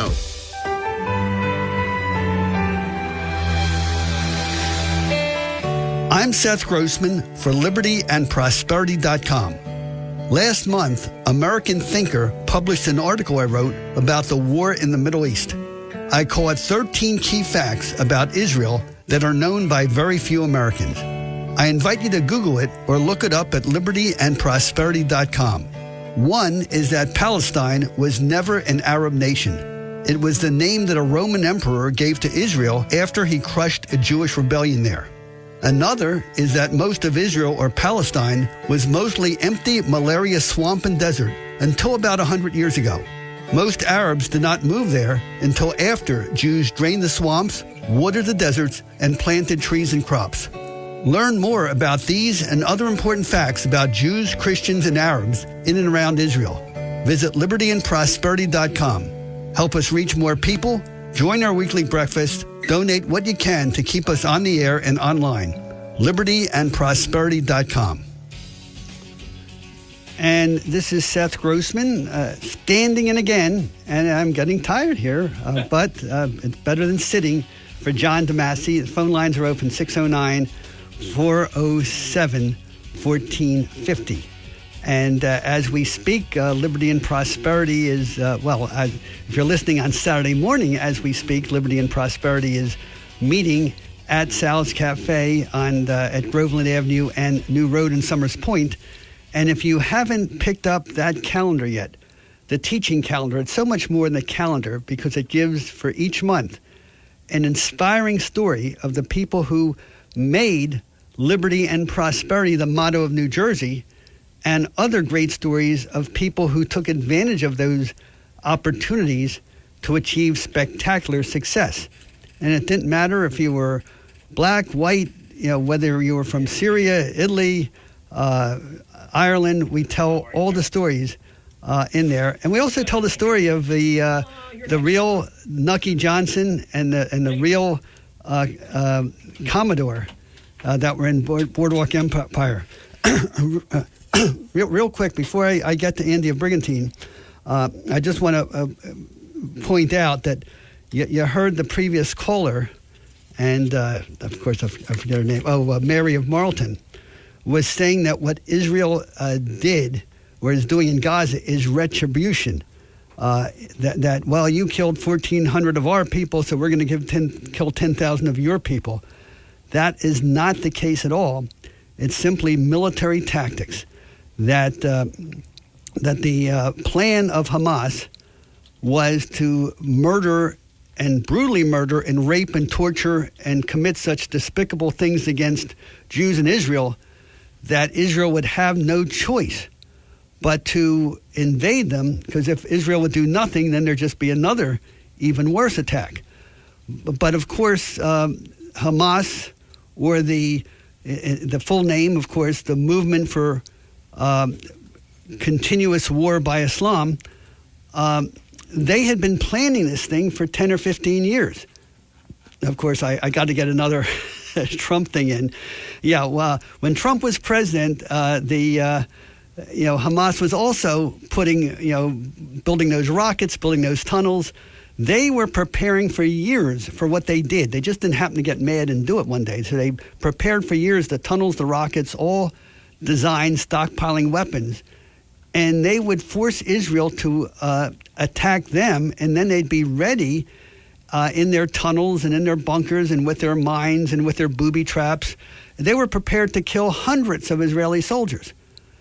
But the Israelis did not fight the war the way Hamas wanted the war to be fought. Instead, they bombed. They were careful who they bombed. Hamas thought they would be exempt from the bombing by having women and children near where their fighters and their rockets and their weapons were. But the Israelis said, under international law, using humans as shields is a war crime. And yes, those deaths are tragic, but we've got to win the war. And what is not being reported at all is the fact that Israel has pretty much wiped out the resistance that Hamas was going to do with casualties of less than 50 soldiers. The way Hamas figured it, they would kill between 500 and 1,000 Israeli soldiers, and that they would end up really having the victory. So no, it's not retribution. But what is really annoying, if you go on Twitter and if you see all the hatred coming from the neo-Nazis, from the Muslims, from the left, accusing Israel of genocide, one of the best known or most, the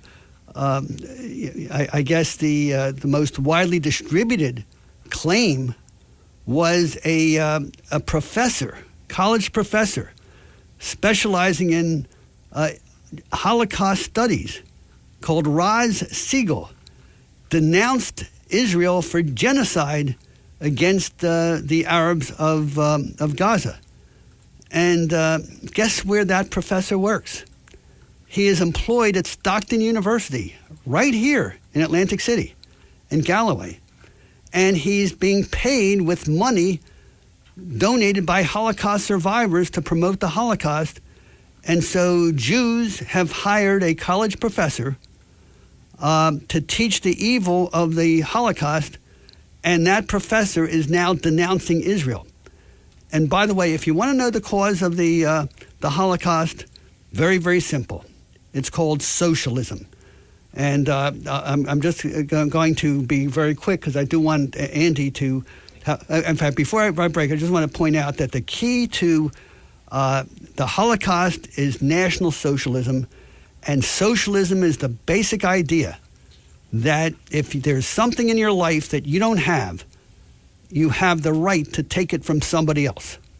The American tradition was always, if you didn't have what you wanted, you would follow the advice of Benjamin Franklin, and he would talk about get married, He would say that an unmarried person is as useless as half a pair of scissors. You'd work, you'd study, you'd save, you'd learn a skill, all these things that Franklin taught on how to improve your life. But if you're a socialist, you believe that you're entitled to good things, and if you don't have what you're entitled to, you have the right to be angry at people who have more than you do, and socialism lets the government take from somebody else and give to you. Now, classical communist socialism is if you're in a working class, you take from the elite bourgeoisie.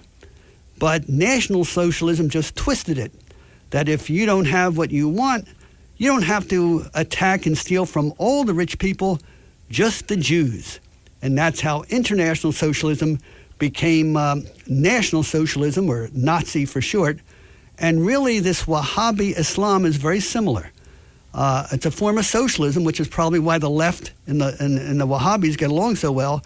It's, well, if you're Muslim, you have the right to kill and steal from anyone who's not Muslim. Another form of National Socialism. Let's take a break, and then we'll give Andy of Brigantine all the time he wants, and I'm sure I've given him lots of fodder to to talk to until Joe Yocavitch gets here at 11. If you're interested in driving one of the finest automobiles on the market today, then you'll want to check out all of the fabulous new and pre-owned Lexus at Lexus of Atlantic City. Lexus of Atlantic City, 3169 Fire Road in EHT. Driving a Lexus is like no other vehicle on the market. Test drive one for yourself at Lexus of Atlantic City. Whether it's new or pre-owned, you'll be more than satisfied. In fact, Lexus is consistently #1 when it comes to customer satisfaction. Visit Lexus of Atlantic City, 3169 Fire Road in EHT. Or you can check out their outstanding selection of new, pre-owned, and L-certified pre-owned vehicles on their website, LexusOfAtlanticCity.com. That's LexusOfAtlanticCity.com. Or if you want more information, call 609-641-0008. Lexus of Atlantic City, now celebrating their 26th year in the area. A dealership that you'll enjoy. No pressure, no gimmicks, no hassle, no hype. Lexus of Atlantic City, 3169 Fire Road in EHT. And remember, always online at LexusOfAtlanticCity.com. Joe Yocavitch is registered with, and securities and investment advisory services are offered through Brokers International Financial Services, LLC. Member SIPC. Brokers International Financial Services, LLC is not an affiliated company. When it comes to you and your family's financial wellness, there are so many things to talk about. We could go on forever. To help guide you along the way, Joe Yocavitch has written a book called The Heart of Your Money, Inspiration for Financial Wellness. In the book, Joe talks about longevity, inflation, retirement surprises, and many other topics. For your free copy of The Heart of Your Money, call the office of Joe Yocavitch at JML Financial at 856-751-1771 or email Joe at jyocavitch@brokersifs.com. For over 37 years, Joe Yocavitch has been helping families throughout the area navigate the difficulties of a sound financial plan. You'll find Joe's approach to be different and not just the cookie-cutter methods that are prevalent in today's world. The path to your financial wellness and or retirement starts with a call to Joe Yocavitch at JML Financial Group. 856-751-1771. 856-751-1771. Or email Joe at jyocavitch@brokersifs.com. Your WPG Atlantic City Electric AccuWeather forecast for South Jersey. This afternoon, going to be clouds and sunshine. Gusty winds, low humidity, and dry brush result in a high fire threat today. High 61. Clear stargazing night, but colder tonight. Low dipping below freezing, 29. Plenty of sunshine tomorrow. High back up to 57 to wrap the weekend. Holiday week kicks off Monday with some sunshine giving way to clouds. High 49. I'm AccuWeather's Ruth O'Brien on WPG Talk Radio 95.5. And this is Seth Grossman back standing in for John DeMasi. Please stay tuned because at 11 o'clock, Joe Yocavitch will be here. He's already in the studio. If you want to squeeze in one last phone call, please call in 609-407-1450 because once Joe comes in, it's going to be financial questions only.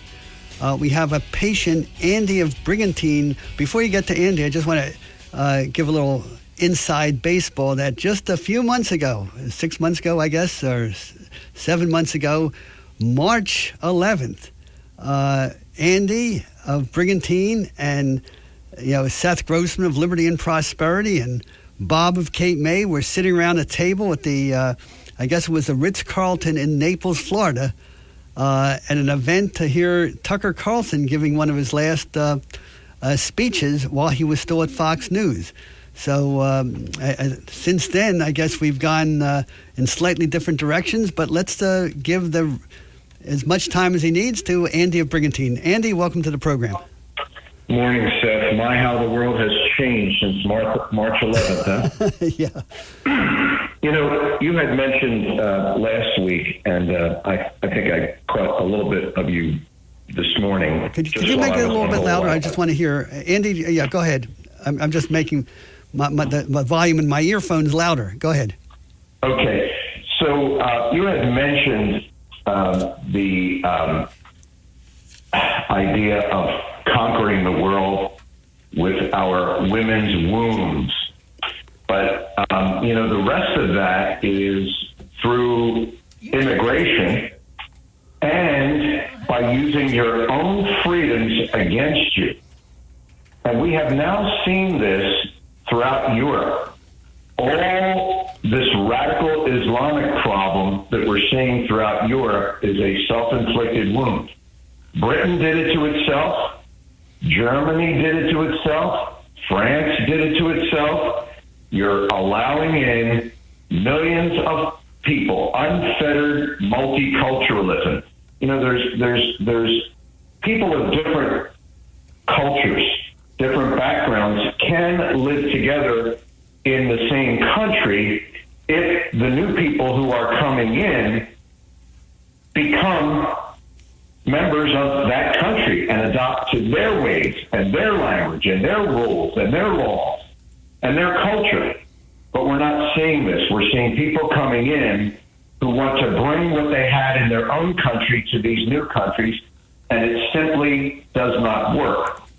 And I'll tell you, this situation with Israel has really brought out some ugly stuff in the world.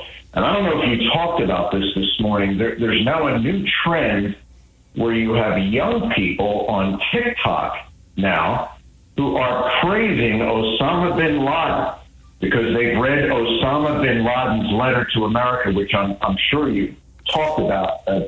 Well, not enough. Let me just answer one thing. See, one thing that the Wahhabis have been doing for 300 years, they know that their goal is to get the whole world to submit to their version of Sharia law, which means women have no rights, women can't leave the home, women just have babies, there's no music, there's no dancing, there's no literature, there's no enjoyment, there are no libraries, and they know that would be very unpopular if they would tell people this is what we will do when we take over.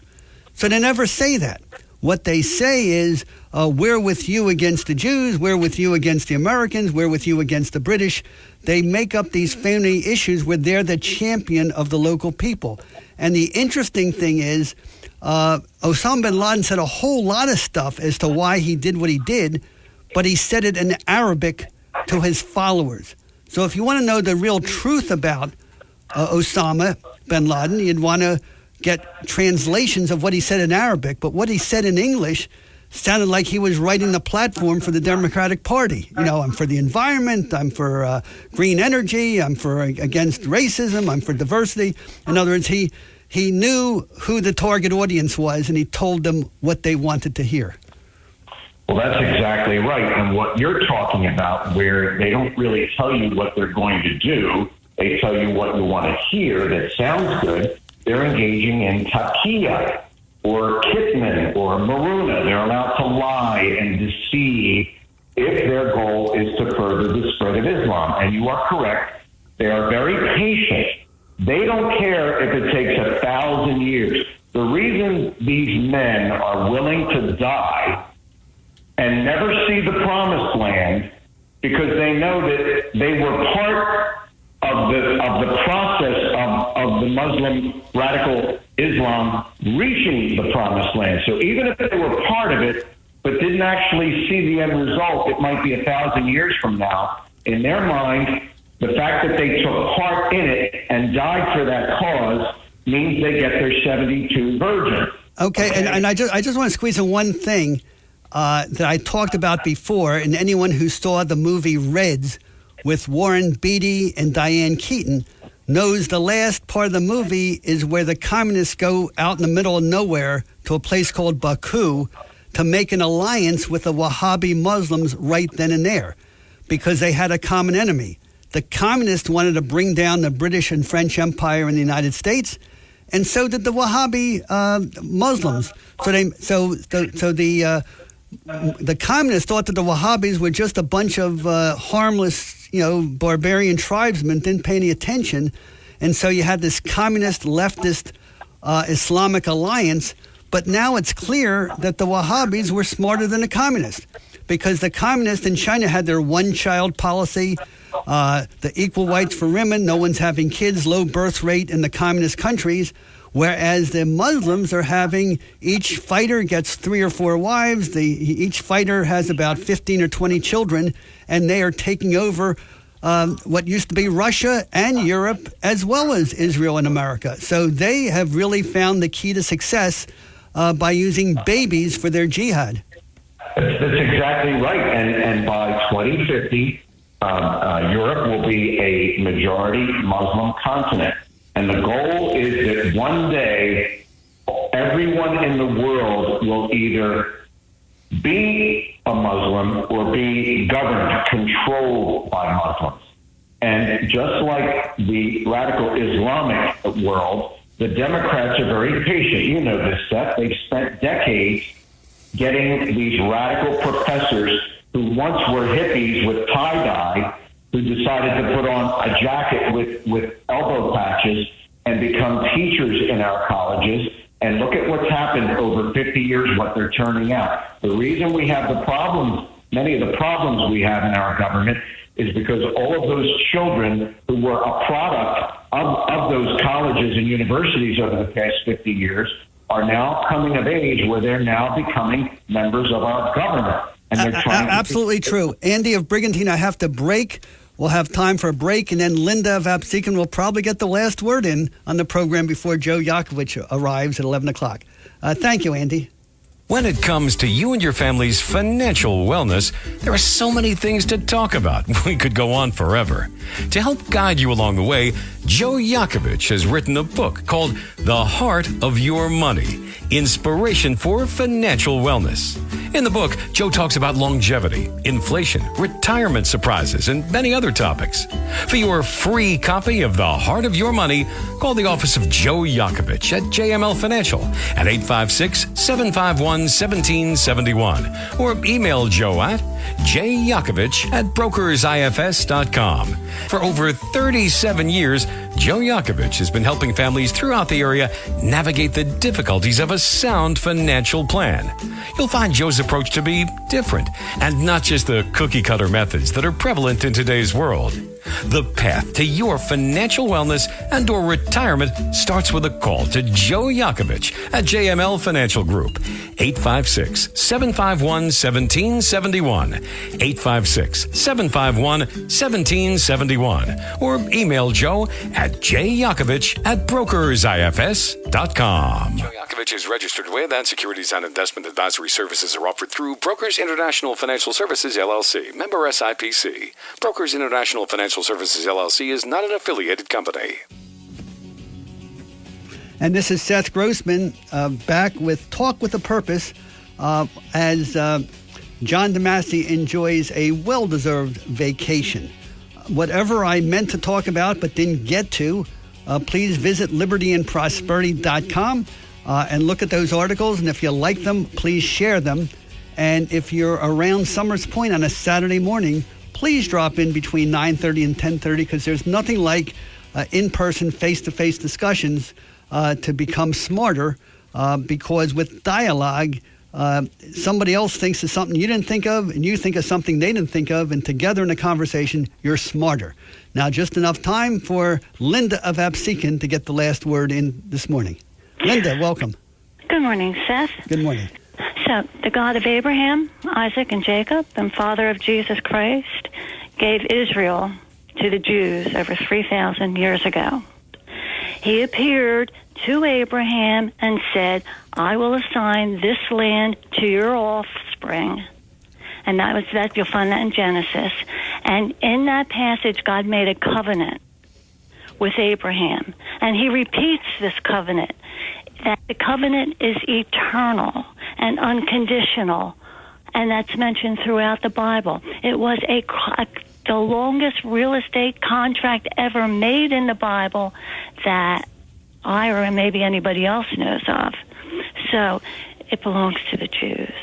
And the God of Abraham, Isaac, and Jacob, and Father of Jesus Christ is not Allah. Allah is another God worshipped by Muslims, and Abraham exercised the dictates of Allah, I believe, I guess. I'm not quite sure. But it's not the God of Abraham, Isaac, and Jacob. So, one thing I do want to point out is, and without going into the detail, one thing I agree with you is when you hear this talk about that Judaism, Christianity, and Islam are the Abrahamic faiths. No, that's nonsense because, Judaism and Christianity, the foundation of both religion is love your neighbor as yourself. And if you want to know who your neighbor is, just read the parable of the Good Samaritan, where Jesus explains that your neighbor is someone who treats you with kindness, you treat them with kindness, and there's nothing even close to that in Islam when it comes to dealing with people who are not Muslims. So you're right. That whole Abrahamic, or the Abraham Accords is just ridiculous. Okay, I just, how much time do I have? 30 seconds, Linda. So that's all we got, and then we got to go. So you have the last word. Thanks, Seth. All right. Wish we had more time. So I just have enough time to tell you. Please visit libertyandprosperity.com, and please pick up that teaching calendar. Put it on your coffee table. Give it to your kids. Use it for a stocking stuffer. Hanukkah's early this year. Get it for then. It's 10 calendars for $20, but if you promise to find good homes for them, we'll give them to you for free. And have a great week and weekend.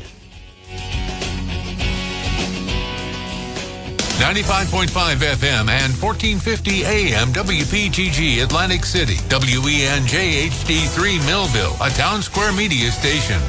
WPG Talk Radio 95.5 presents Talk with a Purpose. Join the conversation by calling 609-407-1450. Now, the host of Talk with a Purpose, John DeMasi. Good morning, and welcome back to Talk with a Purpose. No, I am not John DeMasi. I'm Joe Yocavitch, sitting in for John, but then again, I'm sitting in for myself today's show. Before we start the show, I just want to remind everyone the advantages right now more than ever for the Thanksgiving holiday and for the Christmas holiday and what have you is some of the books that we have written, and again, free of charge, including The Heart of Your Money, Wealth Beyond Taxes, and Bulletproof Your Retirement Financial Plan. And the last one we just put together is the Debt Free for Life book, which is really phenomenal. I think everyone on this call today should definitely take advantage of it because it really gives you an idea on where we are in terms of debt in our country, but more importantly, how to get out of debt the quickest way. But all available by calling the show right now at 609-407-1450. That's 609-407-1450. And by the way, we also will bring all of you to our podcast, Heart of Your Money podcast, all major podcast platforms. It's available. My son and I, we do a podcast every week, and we talk about finance, business, things happening in the financial world. And it's a 15-minute conversation with both of us going back and forth. Some of the questions that we ask each other. Our guest today is going to be Chris Canala. He's our regional VP from Howard Capital. He's going to be talking to us about the year-end issues that we're faced with. Year-end being where the market's located, and managing portfolios, especially with the volatility that we're faced with. Again, we're seeing a lot of pullbacks and some talk, but at the end of the day, folks, it's a strategy we put together, a plan we put together for all of you to make sure, you're doing the right thing. I mean, that's the most important. I mean, don't get fixed into all the hoopla you hear and see on the radio or TV for that matter. Strap on your helmet, get ready, because this thing we're dealing with right now, with all the things that are happening in our world, are affecting our money, and inflation being a big one. And more importantly, where our taxes are going to be in the future because of some of the tax law changes. And I've been doing this for, close to 40 years. It's unbelievable, Chris. I feel like I just started last night, but, being in the business as long as I've had, what happens, Chris, it's really weird. You start to see and hear the same type of conversations you have with people. I mean, you really do. You sit down with them and you hear, their struggles, and you really listen to what's going on in their life. And more importantly, if you don't get it right, there's no second chance here, folks. You really have to really focus on getting it right and being with the right people. I don't care who you use and what companies. It really is not that as important as it is to make sure your communication with that individual is working together for your best interest, not themselves. More importantly, we are fiduciary, which means we are responsible for all our clients' conversations. So, but I want to get started. Before I do that, just remember, we're going to have Chris on, and he's going to be talking to us about some of the issues dealing with portfolio management, especially in this volatile time we're dealing with. Remember, folks, I've been doing this for a long time, and some of the things I'm going to talk about today, and the most important right now, because it's a year-end issue. What are the three most important facts you should understand and really take in consideration on RMD? That's required minimum distribution. This was changed just recently with the Secures Act 100 and then now 2.0. But again, the first thing you need to be aware of, that it's changed from 70 and a half to 73 years of age to start the distribution. You must take your 401k, your IRAs, your 403bs, all your qualified money, not your Roth, but all your qualified money in those type of accounts, you must take it out by 73. And I don't care where it's coming from. Like I said, 401, 403b, 457, profit sharing, simple plan, IRA, and such. So just be aware of that. Also, when you do take out your RMD, if you do not take it out, you love the government, they'll hit you with a 25% penalty. So these are the things that I need and want you to be aware of. Make sure you're talking to your advisor or your accountant to make sure that those two dates are so important. The date you must take it out, and if you miss that date, it could cost you. And by the way, remember, it's April 1st of the following year of your calendar year that you're reached or will reach 73. And that goes with 401ks and what have you. And some of the rules I want people to be aware of, especially taking money out of a 401k, I get asked all the time, Joe, what happens when I pass? What happens to my money to, when I transfer it in terms of an inheritance? Now, if you have a spouse, it would automatically transfer to her or him, automatically, tax-free, and they will take their required minimum distribution. But let's suppose it's a non-spouse beneficiary, such as a child or a sibling over the age of 21. With traditional IRAs, the entire account value has to be spent down to zero by the 10th year after the date of the decease. That's changed, so you need to be aware of that. So if it's every 401k or an IRA on a deceased going to the child, that child has to be taking that money out over a 10-year period, and if they don't, again, it's penalty. And overall, not the nice part of the IRS put us in this situation is that, remember, folks, when your children take the money, you're going to also force them in a higher tax bracket because it's ordinary income tax to them. And they'll have to pay the tax at that time, whatever it may be. So be aware of that. And if someone's over the age of 65 getting Medicare, that also is an issue because, again, that person will receive the money, all taxable, ordinary income tax, not capital gains. And that person will automatically have to pay the tax also will increase their Medicare premium that they're paying. So you need to be aware of that. And that's why we always believe, our biggest philosophy is, we would prefer you to spend that money in your retirement. If you're going to leave any money to anyone, I'm going to give you the best game in town, folks. It's leave them leverage, guaranteed, tax-free life insurance. Now, it's a beautiful thing, but people look at life insurance as the death benefit. No. You have to look at it as a spending mechanism. So it allows you to spend your money free willingly with taking any risk you really want. And you leave the life insurance as an inheritance. But also today, where 10 years ago when this was, everybody had the availability of this, now they include a long-term care chronic rider on the life insurance contract. It's different than a long-term care policy standalone. Because unfortunately, if you don't use it, you lose it. All the money is spent and it's gone. And there's no guarantee of premiums to be stabilized, which I had a call just before I came on, and he was telling me, my premium's going up every year a little bit. So again, we don't know how much it's going to go up, but the point is, you need to be aware of how these vehicles work in conjunction of your overall plan. And we use that vehicle quite handsomely when we're using distribution planning. It's just a philosophy that we have, a belief system that works. And all the majors, because I also, when I sit down with folks and I offer them a movie, not that I made, but a movie that is the dilemma, the baby boomer dilemma, that's been out there for a while, and I offer it as a free, it's about an hour long, and it talks about the 401k debacle, because it's all going to be taxable, and who knows where taxes are going to be in the future. And it talks about converting your money from a qualified taxable event to a non-qualified, which is a Roth IRA. Now, the other side of that coin, what do you do with the money? Where do you put the money? Do you put it into a high-risk situation, or do you put it into a portfolio that you're somewhat defensive and somewhat risky? So it depends on your situation, how much money you have.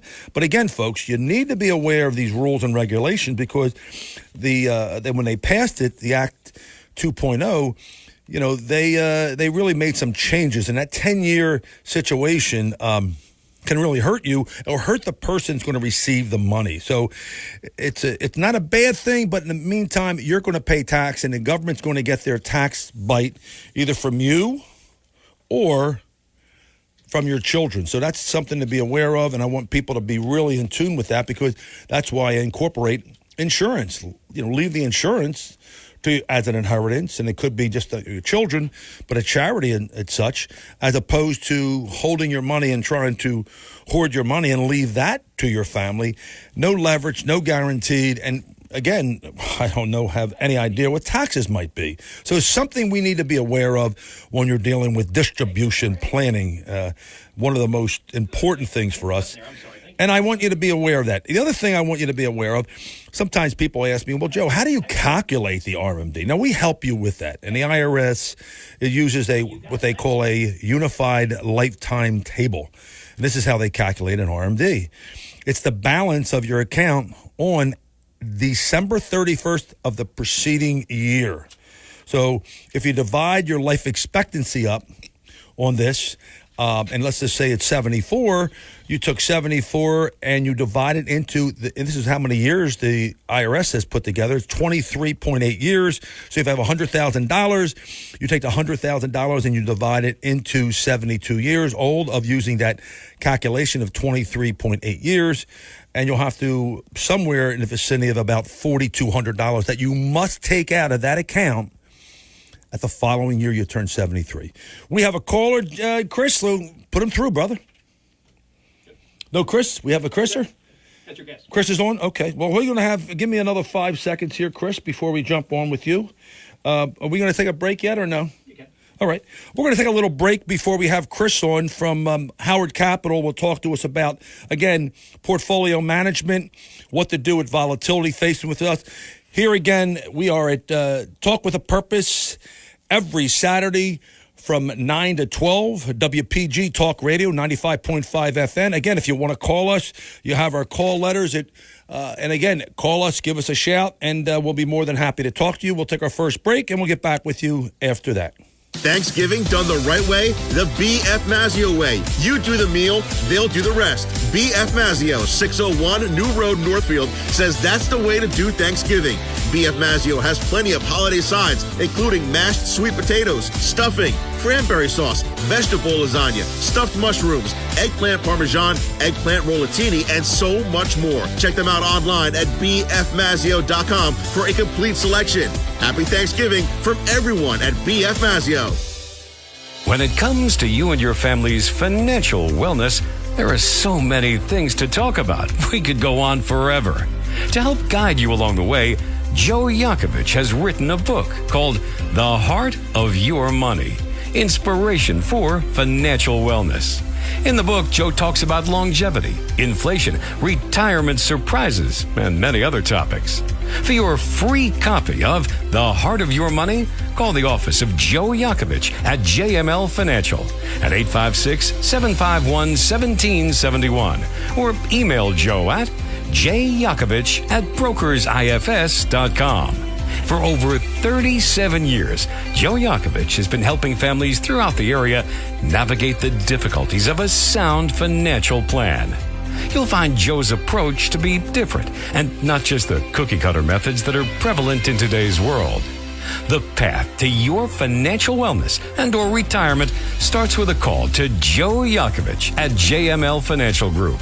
856-751-1771. 856-751-1771. Or email Joe at jyocavitch@brokersifs.com. Joe Yocavitch is registered with, and securities and investment advisory services are offered through Brokers International Financial Services, LLC. Member SIPC. Brokers International Financial Services, LLC is not an affiliated company. Hi, we're back. Talk with a Purpose. Our phone numbers again are 609-407-1450. My name is Joe Yocavitch. I'm going to be doing the show for today in place of John DeMasi. That's in some European world traveling event, and I'm hoping he's having a fantastic time, and we're trying to do our best to hold down the fort. We're going to be talking to Chris, and Chris is our friend from Howard Capital. Chris, you on the line, brother? Good morning, Joe. I am. How are you? Oh, good. This is Chris Canada. He's the regional VP for Howard Capital, and one of our active managers here with us, with JML Financial Group, our firm that we invest money with Chris. And Chris, thanks for having us today and hanging out with us a little bit. Yeah, thanks so much for having me on the show. I appreciate it, Joe. Now, Chris has been doing this for a bit, folks, and we had him on a couple of months ago, and I had a few questions for him, and I hope he's ready. He got his helmet on, he's got his chin strap tightened, and his shoes tightened. So we're going to ask him a few questions about what's going on in the marketplace. Are you ready for us? I'm ready. That's what I want to hear, brother. That's what I want to hear. Well, tell me a little bit about the HCM, Chris, if you may. Yeah, absolutely. So we're SEC registered investment advisor out of Atlanta, Georgia. Right now, we're managing about, I'd say, roughly $6 billion on behalf of clients as well as financial advisors. We partner with a lot of professionals like yourself, as you know, Joe. And I would say what makes us so unique and different, right? For anyone who's watched financial news, watched CNBC, right? You see the talking heads on the news. And a lot of what they do is we simply call it predictions or projections, right? They're making opinions and they're guessing when it comes to the market. We do things a little bit differently. All of our investment decisions, they come from math, right? Not guessing, not predictions, not projections. It's all based on math and probabilities. And that's what makes us so unique as a money manager. Nice. And we have been fortunate enough to, have you in our office multi-time. So you really help us and help our clients understand exactly how markets work and what have you. But with Chris, my biggest concern, let's face it, you've been dealing with, HCM, Howard Capital Management. What are I would think, what are some of the key challenges the retail investors are facing today? I would say the biggest challenge that we're facing today in the marketplace is overall breadth of the market, right? And what I mean by that, Joe, is if you look at the market this year, right, you look at the indexes, you look at the NASDAQ, you look at the S&P 500, and they're up nicely, right? They're up very nicely this year. But if you strip out, something we call the Magnificent Seven, right, there's really 7 companies this year that are causing, the great returns that we've seen in the S&P 500 and the major indexes.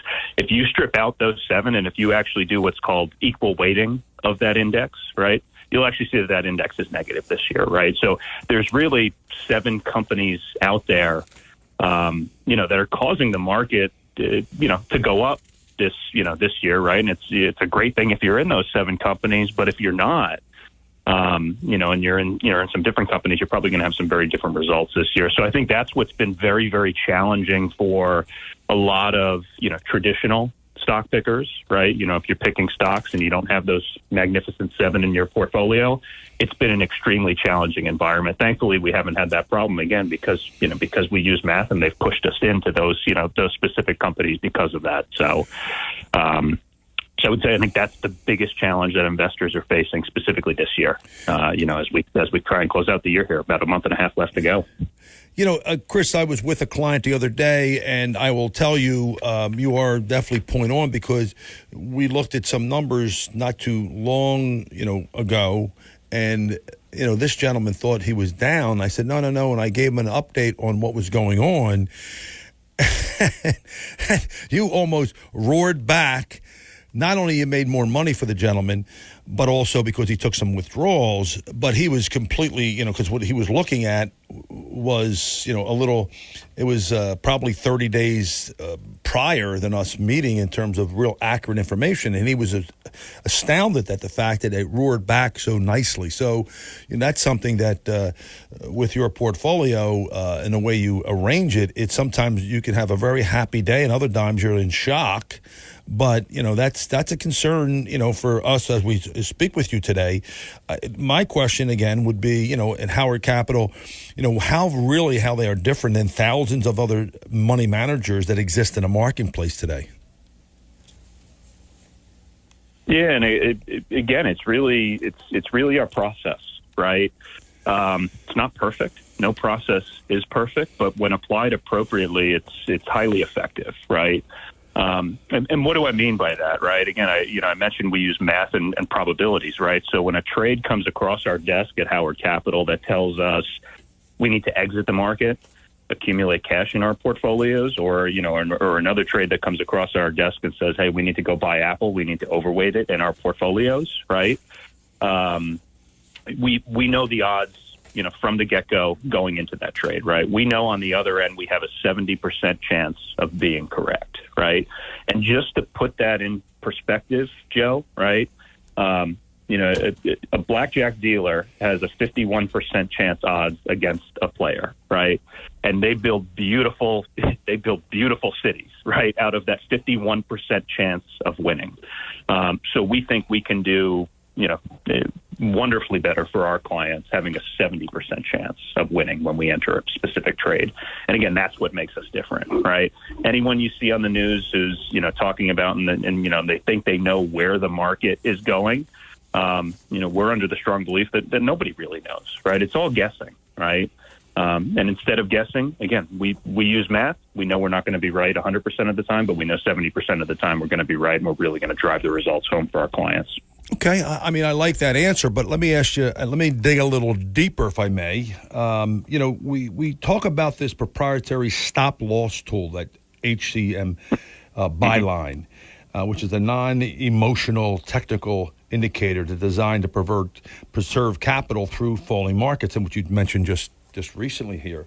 Why is a stop-loss risk management really important in the portfolio today?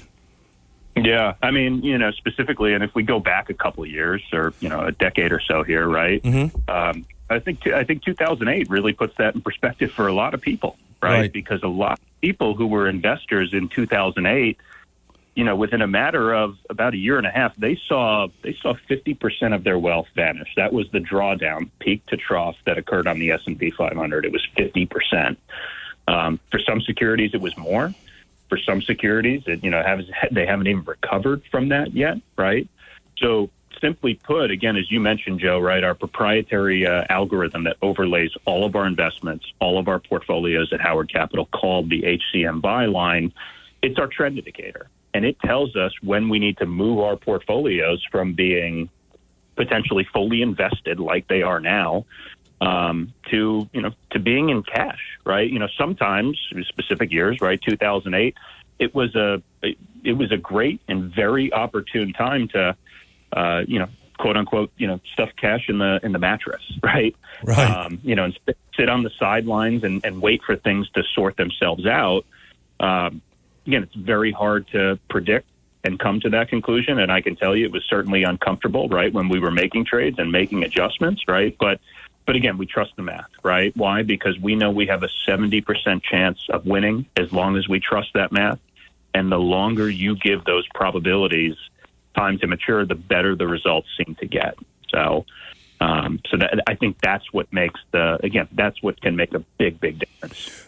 Chris, it's a great point you make. It really is, because I've been doing, as I said, a long time, and I have a securities license, worked on Wall Street, so I kind of get some of the things that you're talking about. But you're and I are well aware of what is now happening in our world economy. I mean, with all the things that are happening, I mean, it has probably made your job a little bit more difficult, I would think. In those strategies that we're speaking about today. And that's a concern, obviously, not only for me and my investors and my clients, but also for, Howard Capital. There's a little of a different spin that we're all looking at and feeling today than it was, like you said, 5 years ago. And I mean, the whole world has changed dramatically through, with COVID and what have you. What would you say that Howard Capital byline was telling you what's happening today, Chris? Yeah, so right now, today, right, and the byline trades now. Right now, the byline's positive, and we're long. We're fully invested in all of our portfolios. That hasn't been the case all year, right? We saw a pretty sloppy, Q3 that occurred in the markets, and during that time, we actually started to reduce some of our equity exposure throughout that. But we've seen things. I think we've seen things, turn around very, very nicely, and we did get some good numbers back from an inflation standpoint, this past week, right? So. I think things are looking positive going into the end of the year, right? And again, going back to the things we look at, right? Math and probabilities. You could talk about inflation and the fundamentals. And there's a lot going on in the marketplace right now. But the simple fact is, when you look at Q4 historically, right, the fourth quarter, on average, 80% of the time, the fourth quarter in the markets is positive, right? And then the average return that investors typically see in the fourth quarter out of the S&P 500 is just south of 5%. I think it's about 4.8% approximately, right? So again, when you trade using math and probabilities, the odds would tell you that, be long in the fourth quarter and, wait for the Santa Claus rally, right? Again, that can change on a dime. We don't know. We don't know what tomorrow holds, right? And that's why we trade. That's why we trade how we trade, right? If the trend changes, we don't fight the trend, right? We're going to follow it. Okay. I mean, you've proved that. You do a grand job for us when you put for us a comparison of portfolios side by side, with a client's money, and we go back as far as we can for them to show a comparison, what they owned at that time and what you would have owned, again, predicated on the risk tolerance that they filled out for us. And that's kind of what we share with our clients. And using, the information from Howard Capital, you've, in some years, if you're down, the likelihood when we're looking at comparisons, the other portfolio that we're comparing to goes down a lot more. And on the up, it's a lot higher. So I've seen it up close and personal with your portfolios. And, again, it's a cost, fees, structure plan, but it's pretty lean and mean. And using Howard Capital has been really a nice way for people to receive. And by the way, Chris, just to let you know, your statements come out systematically on a monthly basis, and it shows exactly what the clients are doing and what they've had when they started that month and where they are as we move into the month. So it does a nice, clean job besides us, talking to the client and sharing that information with the client. And for our listeners, Chris, if there's more information to find out about Howard Capital and the HCM byline, what would you say that we should be doing today? Reaching out to the people. Besides, they can call right into the radio show. Mm-hmm. They can call right into your office and speak with you. No, I would say that is the best way. And would you also suggest, Chris, that they could look Howard Capital up online someplace? Yeah, you could absolutely check us out online at howardcm.com. That's our website. Our portfolio managers, they write a weekly newsletter that, gives kind of a lot of insights into what we're looking at, any trend changes that we see in the market.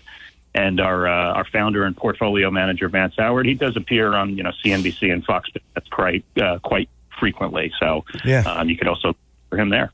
Yeah, but I would say the best way to learn more about us, our process, what we do is calling right into this radio show, calling right into your office and speaking with you, Joe.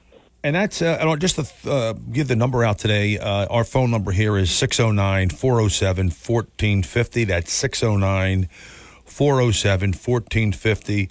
And Chris, I want to thank you very much from the bottom of my heart, because I know you do a grand job of helping me and helping our clients see the future of their money and where it's going, help them understand how bylines work, which, again, we spend a little extra time to explain to people. It's just not picking stocks, and it's not just hoping and praying. It's not, some magic coin. They really need to dive into a strategy, a philosophy, besides, what they're doing and distribution and accumulation, what we're talking about to the client. So I know, being around the Howard Capital family, it's been really, for us, it's been a helpful way to do business with our clients. Again, thanks, Chris. We hope you will come back soon to see us, and I do appreciate your time today, and happy Thanksgiving to you. Joe, happy Thanksgiving. Thanks so much for having me. And you hit the nail on the head. That's what it's about. It's about helping people. We don't want to have to see anybody go through, another 2008 in the investment world again. So that's the bottom line. It's really about helping folks. So thanks again, Joe, for having me. Thank you, Chris. That was Chris from Howard Capital, giving us the insightfulness of what's happening for the last quarter of this year, and giving us an overview on what he believes and what his companies are doing in terms of the bylines. We're going to take a small break here. Is that okay there, Chris? We're going to be coming back with Talk with a Purpose. Again, our phone number, I'm Joe Yocavitch. It's 609-407-1450.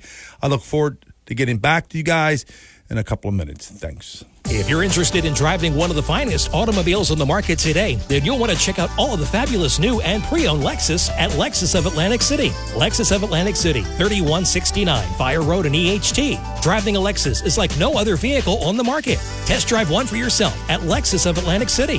Whether it's new or pre-owned, you'll be more than satisfied. In fact, Lexus is consistently number one when it comes to customer satisfaction. Visit Lexus of Atlantic City, 3169 Fire Road in EHT. Or you can check out their outstanding selection of new, pre-owned, and L-certified pre-owned vehicles on their website, lexusofatlanticcity.com. That's lexusofatlanticcity.com.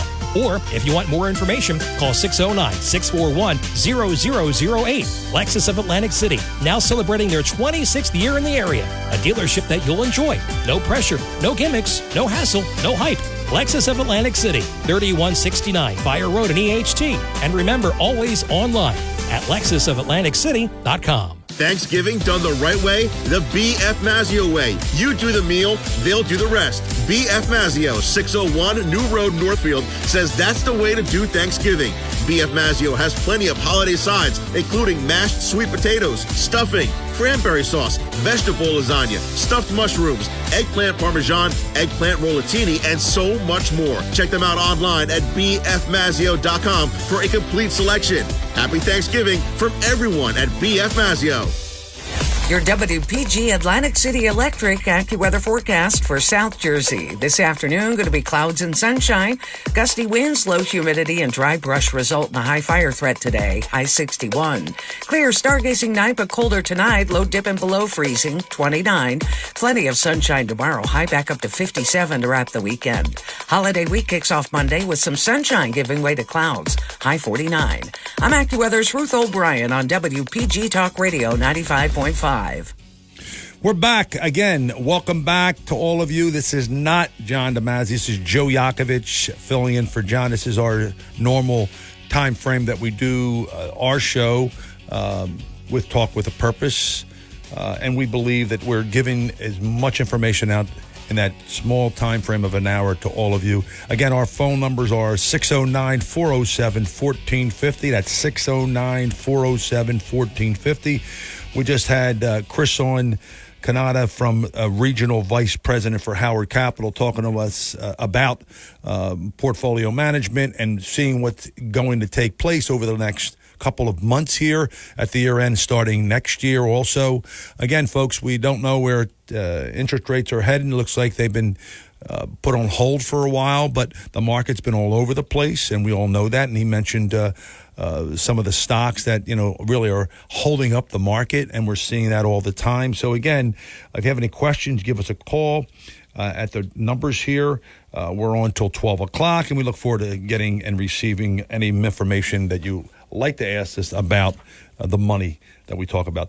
Some of the things that we do with our clients, a lot of, we talk to people quite a bit. We're in a process of putting another workshop on sometime in February. You'll get points of that through our radio here and some of our podcasting.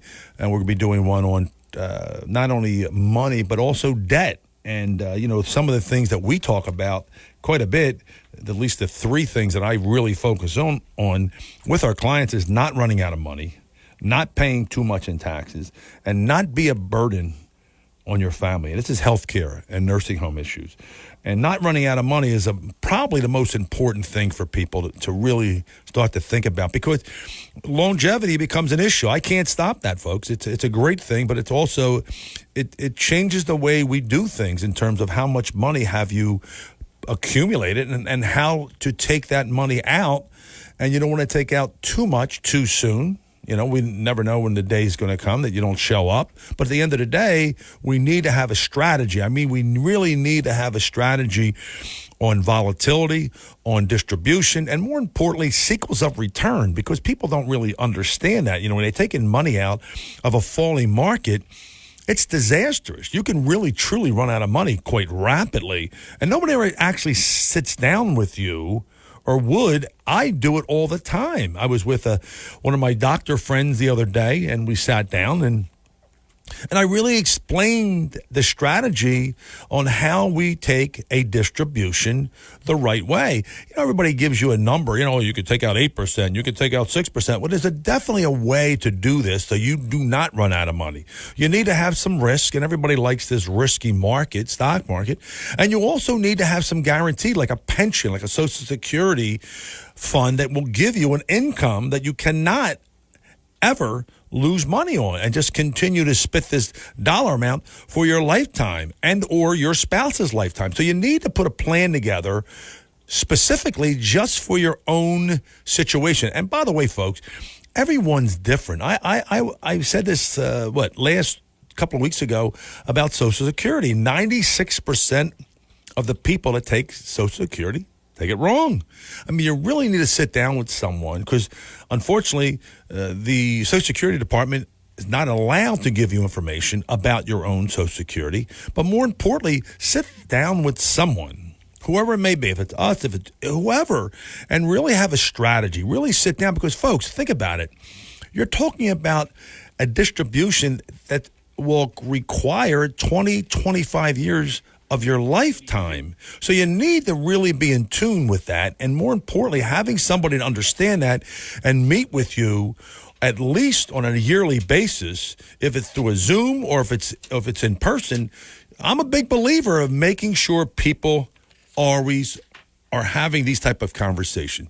All right, Chris, you can give our first caller to us, and we're ready for our friend in Ocean City. Big John, how you doing, Johnny? What's happening? Happy Thanksgiving to the Yocavitch fam. And you too, Johnny. I really appreciate that, brother. You calling in, and happy Thanksgiving to you. I want you to eat like a pig, like you're going to the electric chair. That's what I want from you. My last meal. There you go. That's what I want to hear. Yeah. Okay, I got to ask the question in a different way. Now, you have mentioned those big shot families at the Vanderbilts and the Rockefellers. Correct. And the You remember. I love you. Yeah, and also don't let the politicians off the hook, man. You got the Clintons and the Bushes. I'm an equal opportunity. I get it. Yeah. So I think those big shot families look out for each other. Not just that, you have people that are very clever. They're able to. They're not even a part of those big shot families. You can hack into accounts of that. Now, LifeLock can protect about $1 million, and you said that it's up to $500,000 that a bank can protect, and you have life insurance companies that take your money. But what would your advice be to a person? I just excelled for my lottery pipe dream, so I'm asking, what would your advice be to a person that really won big, like a Mega Millions jackpot? Thanks. Oh, man, Johnny, I love you, man. I first of all, we go out to Vegas right away. You understand, you and I. So that's off the table there. But you know what, John? There's only a few handful of places, and you make a good point in your opening conversation with us. You know, all I'm following, John, to be straight with you, if I know other people, wealthy people, like the ones we mentioned, the Vanderbilts, you know, even the Clintons and people like that, you know, people that have really super wealth, I always follow, and Kennedy's a perfect example of it. I always follow, I wonder what they're doing. Now, we can't do it on their level, of course, but I wonder how they're getting around the code, the tax code, which nobody reads. I'm one of those oddball guys that read the tax code. And there's certain pages in the code, which I have no problem of sharing with people, that what I read is what they are doing. So I'm suggesting in the relevance of money, that is where I would put your money. You know, you need to have safety, you need to have guarantees, and you need to also have something else that most people don't even think about. Transparency. If you have a good company, and when I say good company, how do I come up with that? There's a transparency, and we use that all the time, John, to make sure that that company is not doing a venture, or we call VC, venture capitalist, or, you know, taking the money that we deposit with that company and putting it someplace else and not our country. You know, like the Cayman Islands, for instance. We don't know where that money is being held or where that money, and sometimes the regulators don't know. So what we try to do is find the strongest entities on the planet. We might not be Gordon Geckos at the end of the duration, but I assure you, I like to sleep good, John. And I have people sleeping good because I use those type of vehicles. But I also explain to them, if they want to take more risk, that's up to them. But you need to have a guarantee account that covers a lot of stuff. You know, it's multifaceted. It's not just to do a death benefit. It gives you a accessibility of the money tax-free. It gives you a guaranteed rate of return. It gives you a chronic care rider. It's built in. It doesn't cost you more for this vehicle, but people have never been educated properly on this particular vehicle. And I'm talking about the type of insurances that are out there. And if you really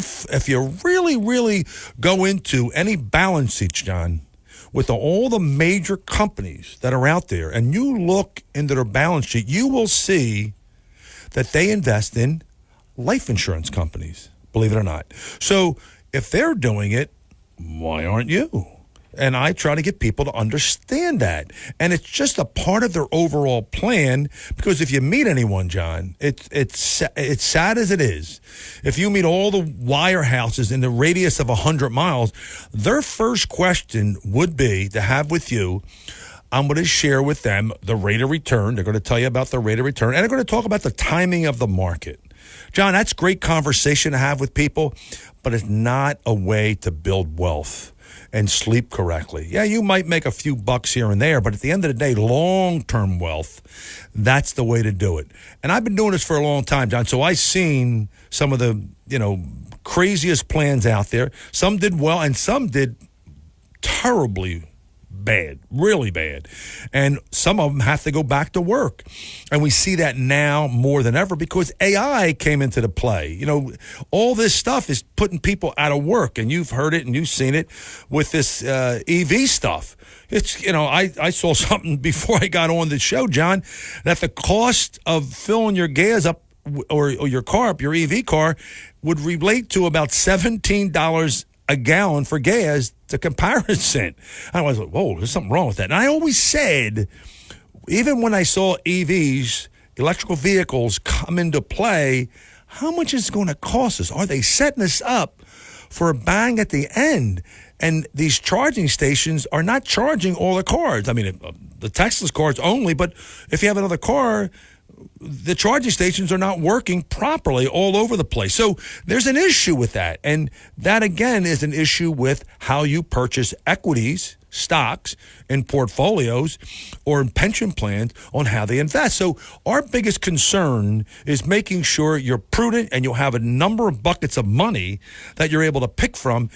When the market's good, then you take that money and you spend it and use it and enjoy it. But if the case may be, you might take your profits off the table and then put it into the second type of bucket, which would be your guarantee bucket. So we're big believers of making sure that you have another or different buckets of money that you should have moving forward.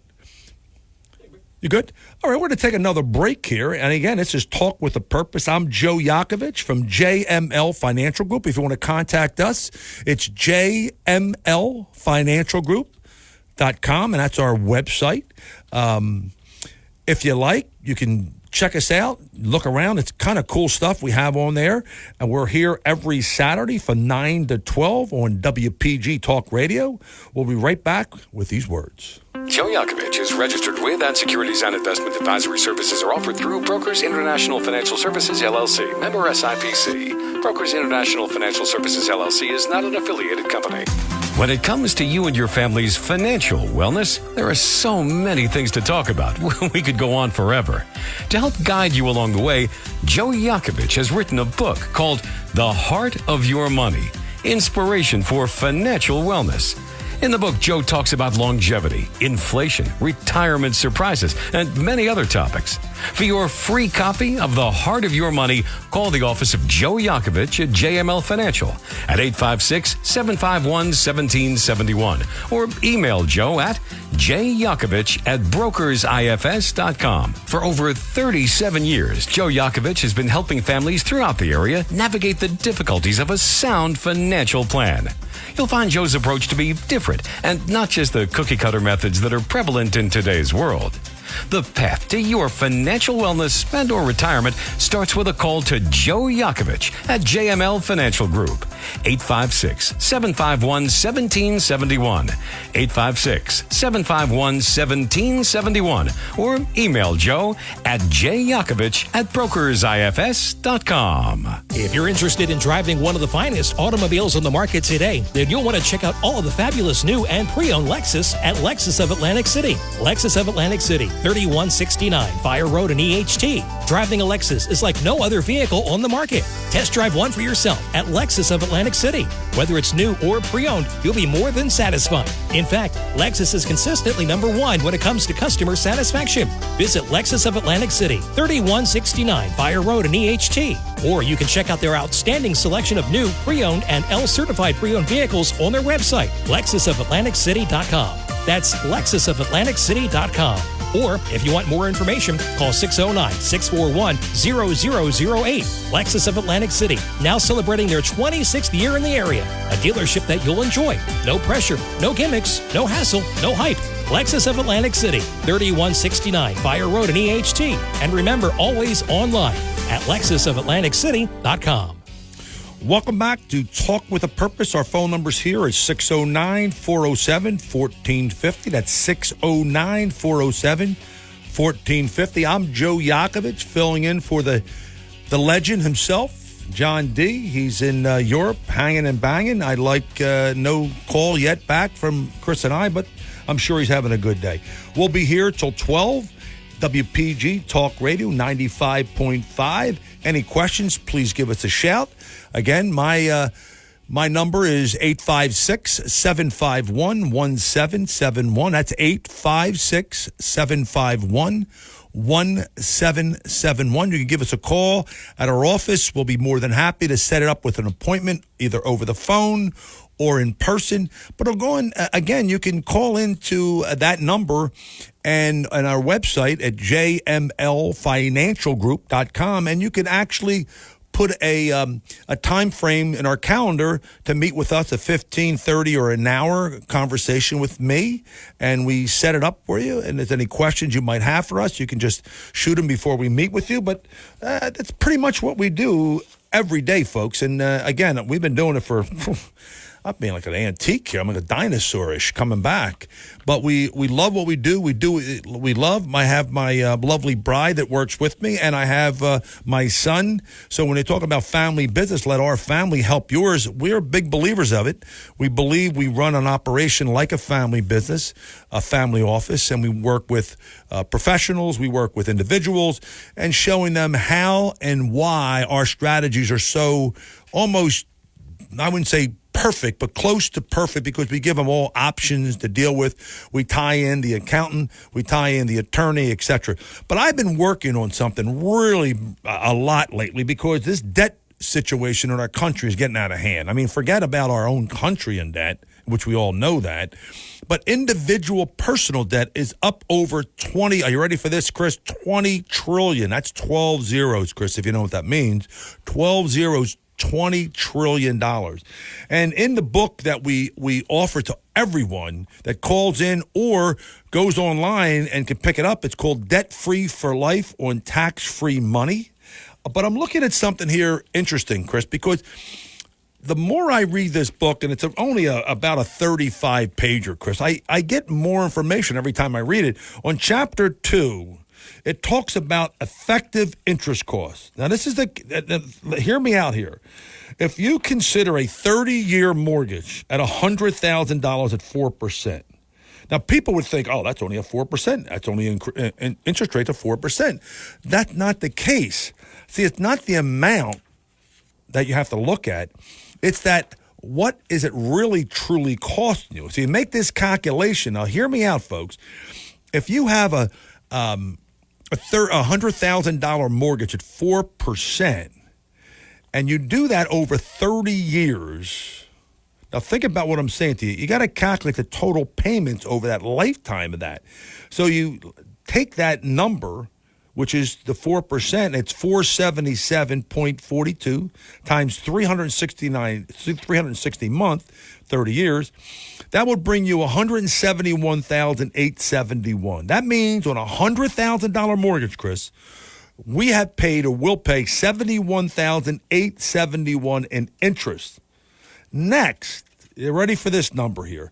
Next, divide the interest paid by the entire amount. So 71,871 divided into the 171,000 equals 41.81%.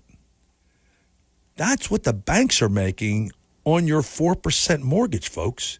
Are you making 48% on your mortgage? Are you making 41% on your investments? I don't think so. So let's show you another simpler way. A 30-year or $30,000 10-year term for a student loan at 4.79%. If we do the same calculations of taking $350 a month times 100 a month, which is 10 years, we'll come up with $37,815 of total payments. But if you divide that to in 7,800 into 37, it's 20.86%. You're paying to the student loan.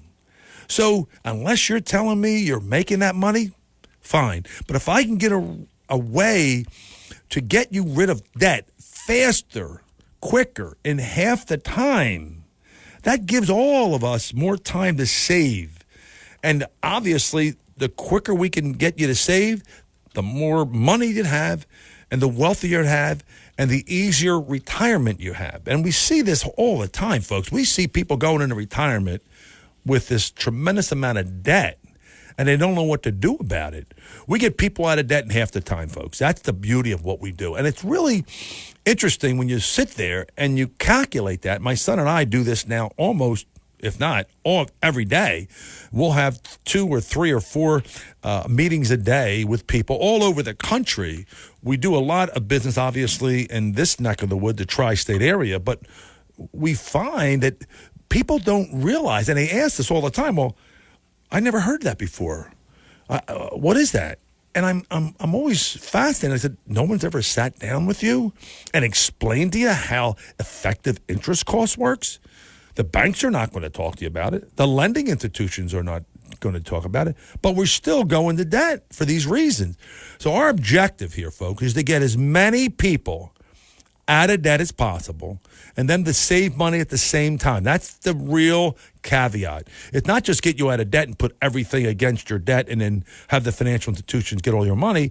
We have a proprietary system that will show you how step by step of not only getting you out of debt, but making sure at the end of that duration, you have a bunch of money left over. And I've used this strategy on professionals, doctors, regular everyday people that are in their 70s, people are in their 30s. It works for everyone, but they have to be committed to do it. If you're going to be in debt and have no ambition to get out, you came to the wrong place. But if we can get you in a situation, and we can get you focused, it's a tough word to say, focused today, right? Get you focused to understand I can get you out of debt in half the time. That frees up so much more money to do the things you want to do, folks. And for me, being in the business as long as I have, it's upsetting. It really is. I'm seeing folks that can't save enough money and say to themselves, what do I do? How do I do this? Well, it's going to take, another 22 years before me get out of debt. I go, well, no, I can get you out of debt in 9.5 years. And they look at me like, why didn't anybody ever explain that to me? Is that too good to be true? It's not too good to be true. It's just teaching people and having them learn, slow down for a second and teach them that the numbers will work together. So one of the biggest things that we do in that realm is making sure that we get you out of debt the fastest way possible, but more importantly, you have a chunk of money left over. And it's really a beautiful thing when you're doing it for people, and they look at you and they're like, wow, look what you've done. You left this debt free, and you're giving us the opportunity of also having that money that we could do anything we want with and continue to work on that. It really does, for us, it's really a great feeling to have when you watch people go from 19 and a half years of debt to 9 years of debt. It's great. It's fulfilling, and it really, really works, folks. I really, really mean that, and I really want everyone to go on our website at jmlfinancialgroup.com. Check us out, look around, learn a bunch of stuff. There's a lot of information on there, but it will let you take 15, 30, or an hour of our time on the computer and calendar to let you know that we're able to take you through this process, proprietary, and find after, half hour or so, if it works for you or not. That's really a key element. So I want everybody to get that. The other thing I want everybody to get to is that, remember, it's JML Financial Group. Our number directly at our office is 856-751-1771. And folks, take advantage of us when we're dealing with our books. We have Talk with a Purpose is a show we're on right today, but I have a number of books that you can call in and get one for free. And they're all easy peasy books. They're only, probably 30 to 35-minute books to read, but it will give you insightful information about inflation, taxes, distribution, getting out of debt faster. It really is something that I believe that because I've been doing these things so long and people don't read the full, 300 and 400-page books, these are 45-ish to 75-page books that really will give you insightful information about getting out of debt, wealth creation, inflation, those things that really are meaningful. So you have challenging questions to ask whoever you're dealing with, as we move forward in this volatile market that we're in. And again, we do not know where taxes will be. So making sure that all of us are on point, we want to make sure we're helping you. Again, my name is Joe Yocavitch from JML Financial Group. Thanks for listening. I'll be back on December 9th. Again, Chris, you can't wait to see me here with Talk with a Purpose. You can contact me again at 856-751-1771 or my website at jmlfinancialgroup.com. Listen to my podcast, The Heart of Your Money, for more conversations. These are on all major podcast platforms. Please, everyone, have a great weekend, and more importantly, have a great Thanksgiving. Can't wait to see you in a couple weeks.